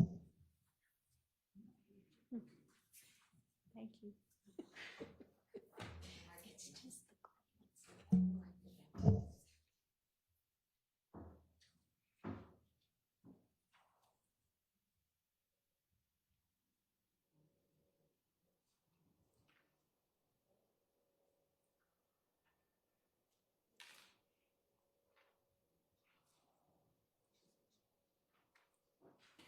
Your Honor, we can evaluate that. Okay. And All right, thank you, I appreciate that. All right, I'm trying to think if there was anything else that I wanted to tell y'all, but is there anything else that y'all want to tell me or that we can deal with right now?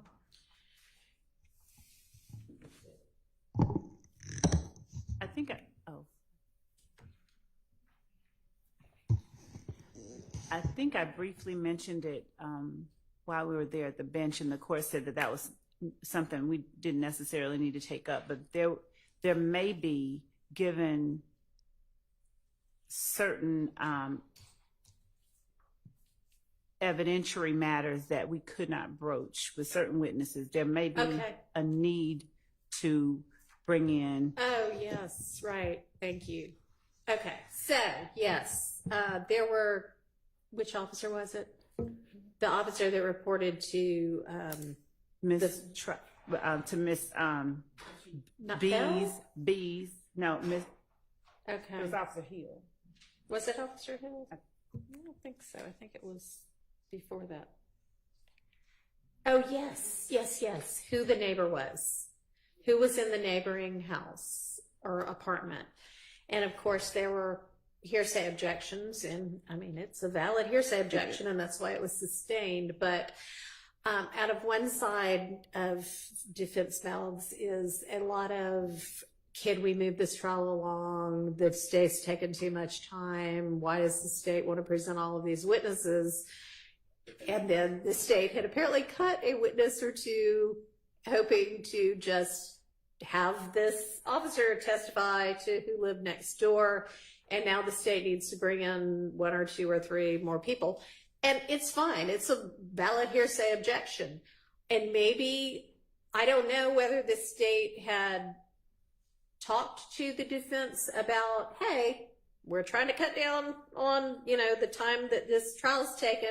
We're thinking about having the officer testify to who lived next door. Would y'all have an objection to that? Are you going to make us do all of that? And then we'd know beforehand. So I don't know if that happened or not. We had not done that thing right there. We had provided a list that had other people on there. Yeah. And so we can make it plainer. Okay. For instance, with I think that we had mentioned a few days or weeks ago regarding some of the some crime scene technicians that we were going to eliminate and have some officers testify about, but we need to bring in, because if there are certain objections, they're just certain that are sustained. So maybe let's short circuit some of this in either talk in person or over email or with a representative or something. When you've got an idea like that, like, okay, I can eliminate 3 witnesses if there's not a hearsay objection to XYZ. And then defense attorneys, y'all can let the state know what your position is. And if your position is, we don't care about saving 5 days of testimony, we're going to make the objection, that's fine. Y'all can do that. But then they'll know ahead of time, and they won't maybe even attempt to get that in the other way. So I don't know. Thank you for bringing that to everybody's attention. And just in future, if there's going to be a potential shortcut, I appreciate you trying to think about it. Just let them know beforehand, and then they can let you know, is that going to be one they're okay with or not? Okay. Yes, Your Honor, thank you. And we had the outstanding issue about AS not wanting to be videoed. I don't know if you want to take that up now or if the state's prepared now or I later? don't know. I think, were y'all going to get further information and get back to me? Yes, we were. And you're not ready on No, that we- yet? no, we- Okay, I know it's only been a couple of hours. Right, Okay, and do we know when they're going to be, this week, a month from now?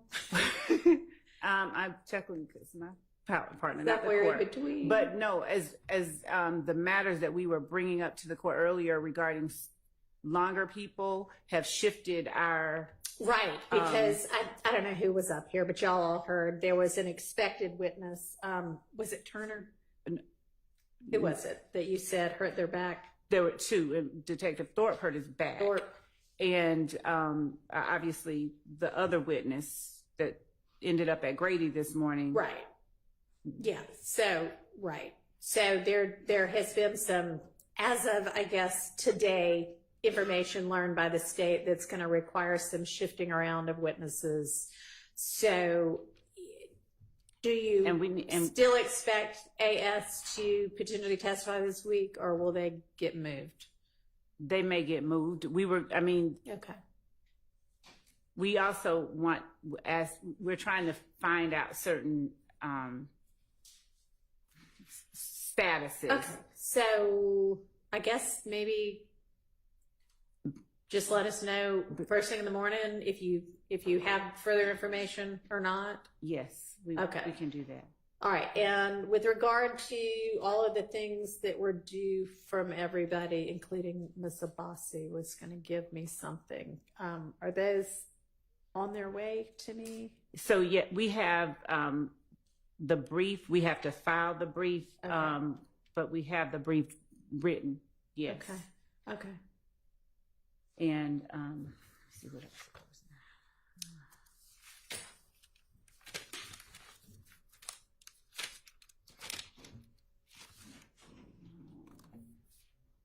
Laura.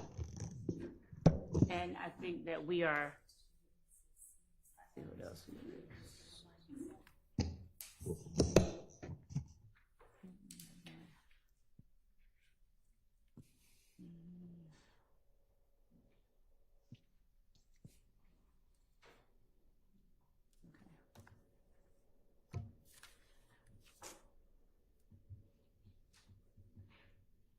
I'm recounting everything. We're going to work on these. We are still cutting out the court asked us to see if we could pare down the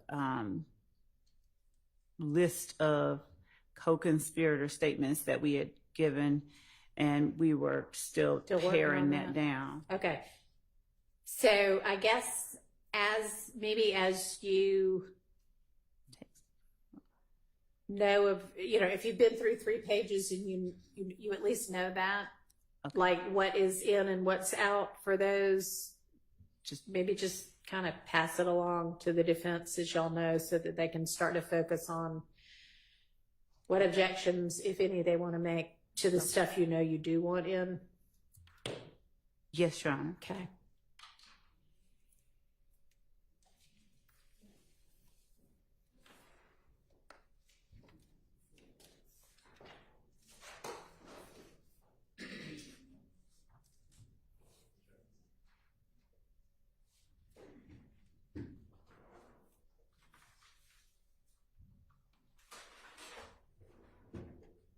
Your Honor, Yes. because of that need to rearrange witnesses this week, does the state anticipate any witnesses this week that were not on the witness list circulated last Friday? Your Honor, in light of the timing of all of this, of course, we've all been in the same place, but that is possible. So first of all, we need to find out that information about the status of the longest witness that we had, because we want that person up as quickly as we can get them. So until we get that information, we cannot commit to whether that's going to change things and put people in, but it is likely that we will have to bring in people that we were not going to bring in for this week. Okay. Because- so yeah, it sounds like it's just as likely as not that it'll be a different list of witnesses. Can you get that together tonight and get it to the defense? Yes, I mean, and we're just, do you know which kind of set of acts you're going to go to? they're all dealing with the set of retaliatory shootings that occurred after January 10th. And it's possible that another co-defendant that entered a plea, after I speak with this person's attorney, I can confirm that, but it's possible that one of those people will be testifying. But Can you let them know by like 8 o'clock tonight? yes, as If long as it's we not can. the people you put in before, like who you think it is going to be? Yes, and yes, we need to Okay. find out. We really need to find out one status of one person. Okay. Well, and I guess if you don't know for sure what the status of that witness is, We'll assume. just go ahead and, give them the fallback set of witnesses. We can do that. Appreciate that. Okay.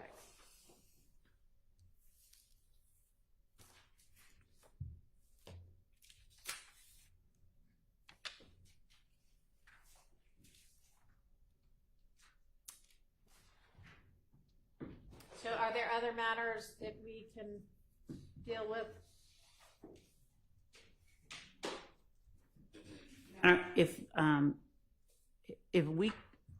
If we could be allowed to, as soon as the court permits, we want to start alerting certain people if Okay. there is the need to, All and right. to find out those statuses. All right, well, the answer can be no, but you can also send one of the 6 people that you have in court right now off to do that while you stay around and deal with potential evidentiary issues. Right? Yes. Give it. I'm probably the one that's going to be pointing Okay. out the ones Then- that need to be. Then you go and let somebody else deal with evidentiary issues. There may not be any. I don't know. Why don't we just take the 2 more minutes and find out if there's an answer to the question? Are we ready to deal with any other non-jury matters right now? I really need y'all to get that way soon, though, because we keep having these unexpected non-jury hours. So let's get ready fairly quickly to deal with some evidentiary issues. Okay? I'll say this, and I believe the court was copied on it. Mr. Steele files after their review of the evidentiary item. So we just need the opportunity to look through Yeah. that Yes. filing, and we can work through that. Okay.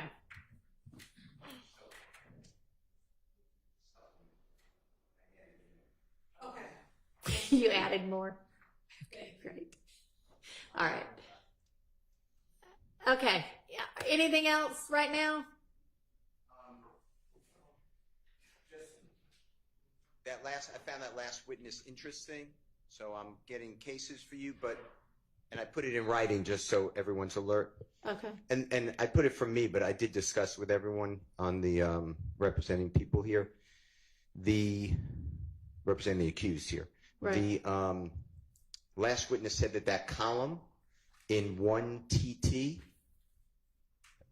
she could not verify its accuracy, and she's a records custodian, which has to verify the accuracy, that it comes in the normal course of business, and it is how they handle it, and it's accurate.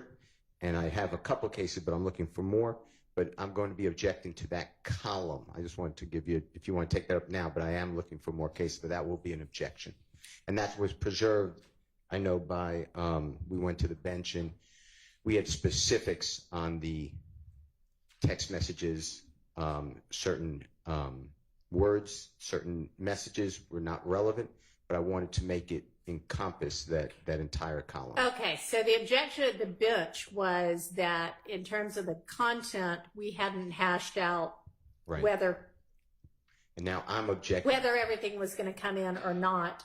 And it sounded like that with regard to authentication, as long as she testified to authenticate everything, That's that objection that wasn't going to be made. And I've kind of already admitted it for Although I think all that's been displayed so far is maybe 1 page worth. Is that right? And you blacked out. This honorable court ordered it blacked out. So there's no, I'm not trying to go backwards. I'm just saying in the future, we would like to exclude based upon that testimony, the text messages. All right. And do y'all want to respond right now or at all, or? Yes, Your Honor. Okay. We believe that the testimony of the custodian was she cannot verify what actually gets transmitted into the document, but the document as it is what Verizon gets, what Verizon produces, and that none of the people at Verizon manipulate what is in that content column, but it's solely because of transmission. She even gave the explanation. An emoji might not come through because of however the language changes. When I say the language, I mean like the technical language changes, but whatever is in the record is what has been transmitted and produced into the record. And so is what Verizon has. Is what Verizon has, and Verizon produces what it has. Yeah. So, I mean, I think to that extent, it is authenticated as the records Verizon has. And with the sort of caveat that what is shown in the content column may not be precisely what it was my understanding she was saying it might not be precisely what the ultimate recipient gets because it doesn't pick up, it may not pick up something like a symbol or an emoji. Yes, Your Honor. Yes, Your Honor. So I don't think that that column is not properly authenticated. I think it is. It's just that you all will be able to make whatever argument you make about whether they should believe anything about what is said for the content of that. It is what Verizon gets from the switch, whatever the switch is. She would, and obviously Miss Winfrey would be the best person, but the way I have it is Miss Hilton asked Miss Daniels, the witness, and the content column talking about what we're talking about, does it have the content as it is texted on the phone or on the device? And Miss Daniels said no. That's information that we would not be able to confirm or deny. There could be things that are not transferred through the network, or there could be symbols that don't transfer over.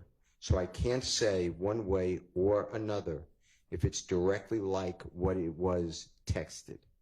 That right. was direct. And then following up, we got further detail that it sounded like it was things like symbols and emojis, but that what is shown on there is what Verizon, that comes from the switch/network, essentially. So, okay, I'm just, I just want my record, I guess, to be accurate. But I asked on cross-examination, I said, can you do me a favor? What happens if I were to send you a text message and I asked, how are you? On the records, it may not come out like that. Is that what you're telling the jury? And her answer is, that is a possibility. yes. That has nothing to do with an emoji. That's the words. No, I heard that too. She said there could be a lot of factors, but I wouldn't have the factors to provide to you. I'm not able to provide that. I don't have that information to tell you is what she said. Okay. So I would like you not to admit that column. Okay, well, it's somewhat problematic that you're only making the authentication objection now after the witness is gone. I'm not trying to, I thought we made it.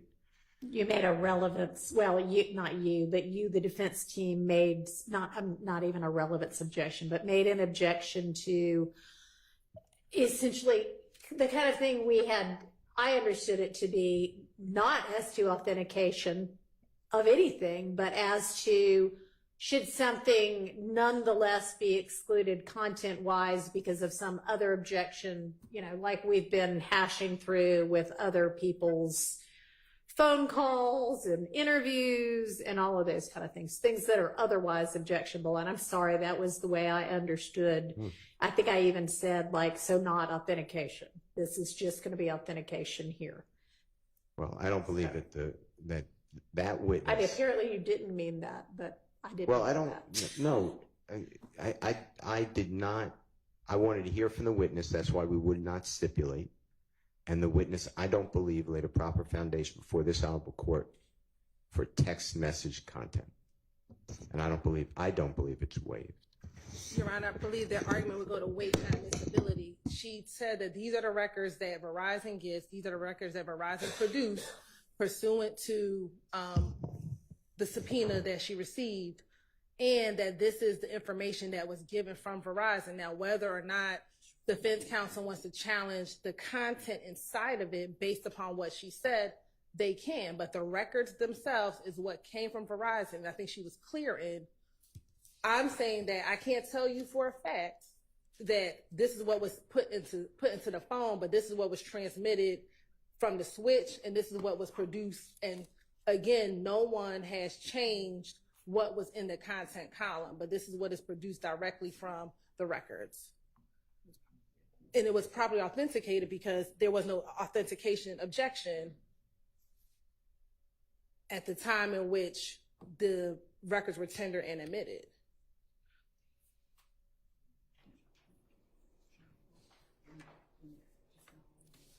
And these records have been provided to defense counsel, I believe, since 2022. So that column is there. So even when she began talking about it again, doesn't change the fact that the records themselves are authenticated. I mean, I really do think that if there was going to be an authentication objection to that column, even, that you could easily have alerted the court to the fact. And I know you were examining her about, well, is the content going to be exactly this, or, is this something that if displayed to the jury and it says, how are you? It may or may not have actually said, how are you? But with regard to it being the record of Verizon, you should have said, I've got an authentication objection to this based on what she said. I'll look at a waiver issue, but Okay. I don't believe, they put up the witness, it's their burden, and the witness did not come through on that column, in my opinion, and we voiced an objection. That's the part I guess I'm having a problem with, is the we voiced an objection part, because you did not say that you had an authentication objection when we were up here at the bench. Okay, so whatever was said at the bench is said at the bench, and then we blacked out, we mean the court blacked out, and now I don't believe that there's any reason to say that it's waived, because it was blacked out, not discussed, and the witness did not lay the foundation, in my opinion. And they may not be able to. I'm just saying, the time to make the objection is when we still have the witness available.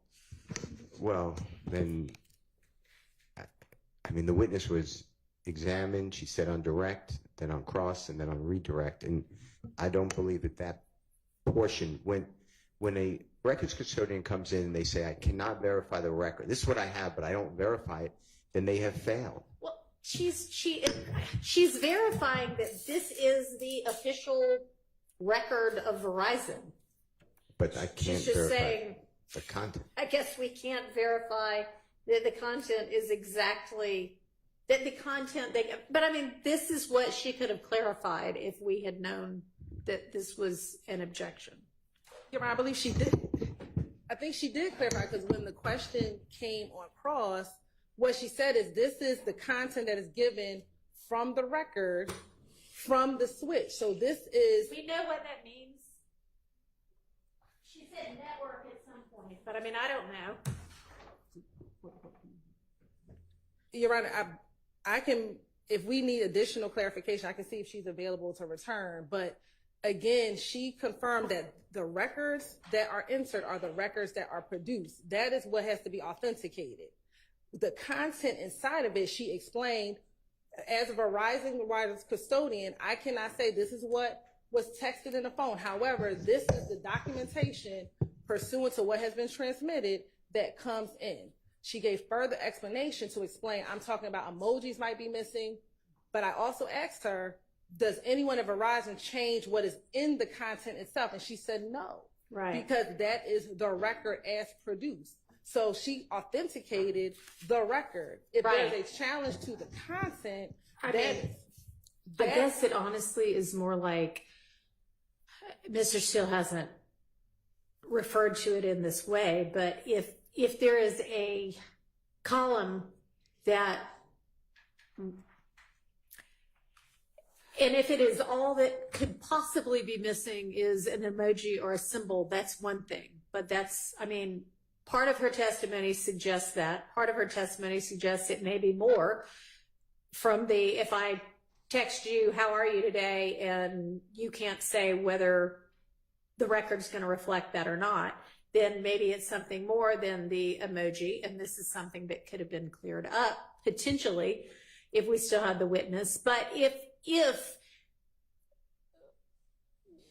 it is,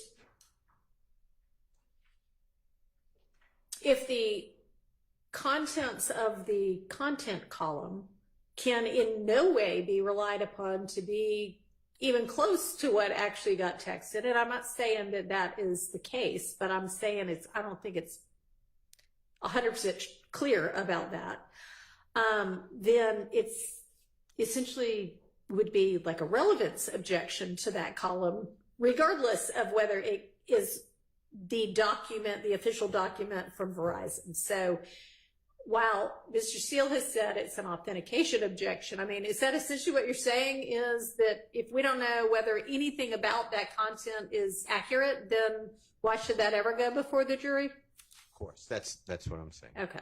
But I think that that could be an argument, and when the contents come in, there will be corroborating evidence around the relevant content. I think that that's something that can be addressed on a text message by text message basis once we get to that portion of the identified text messages in the relevant portion of time. Well, and I mean, if we need to recall the Verizon wireless custodian, we can do that. I can see if she's available tomorrow morning. I mean, it's ultimately up to y'all, but you hear the arguments being made. Okay. All right. Anything else today? No. All right. Okay. So we're gonna, I guess, adjourn court a little bit early for today, but please, just like Friday, please continue to work on this case together and separately, because there is clearly so much still that needs to, that y'all need to get together on and address, and let me know about, so that we can sort out whatever issues remain and not have to only do it on the fly. Okay. All right. So I'm thinking 8:45 tomorrow for all of us. All right, I'll see y'all then. And did the court give you till in the morning that you wanted these things? You can just give those to me first thing in the morning, Okay. and by first thing in the morning, I mean 8:45.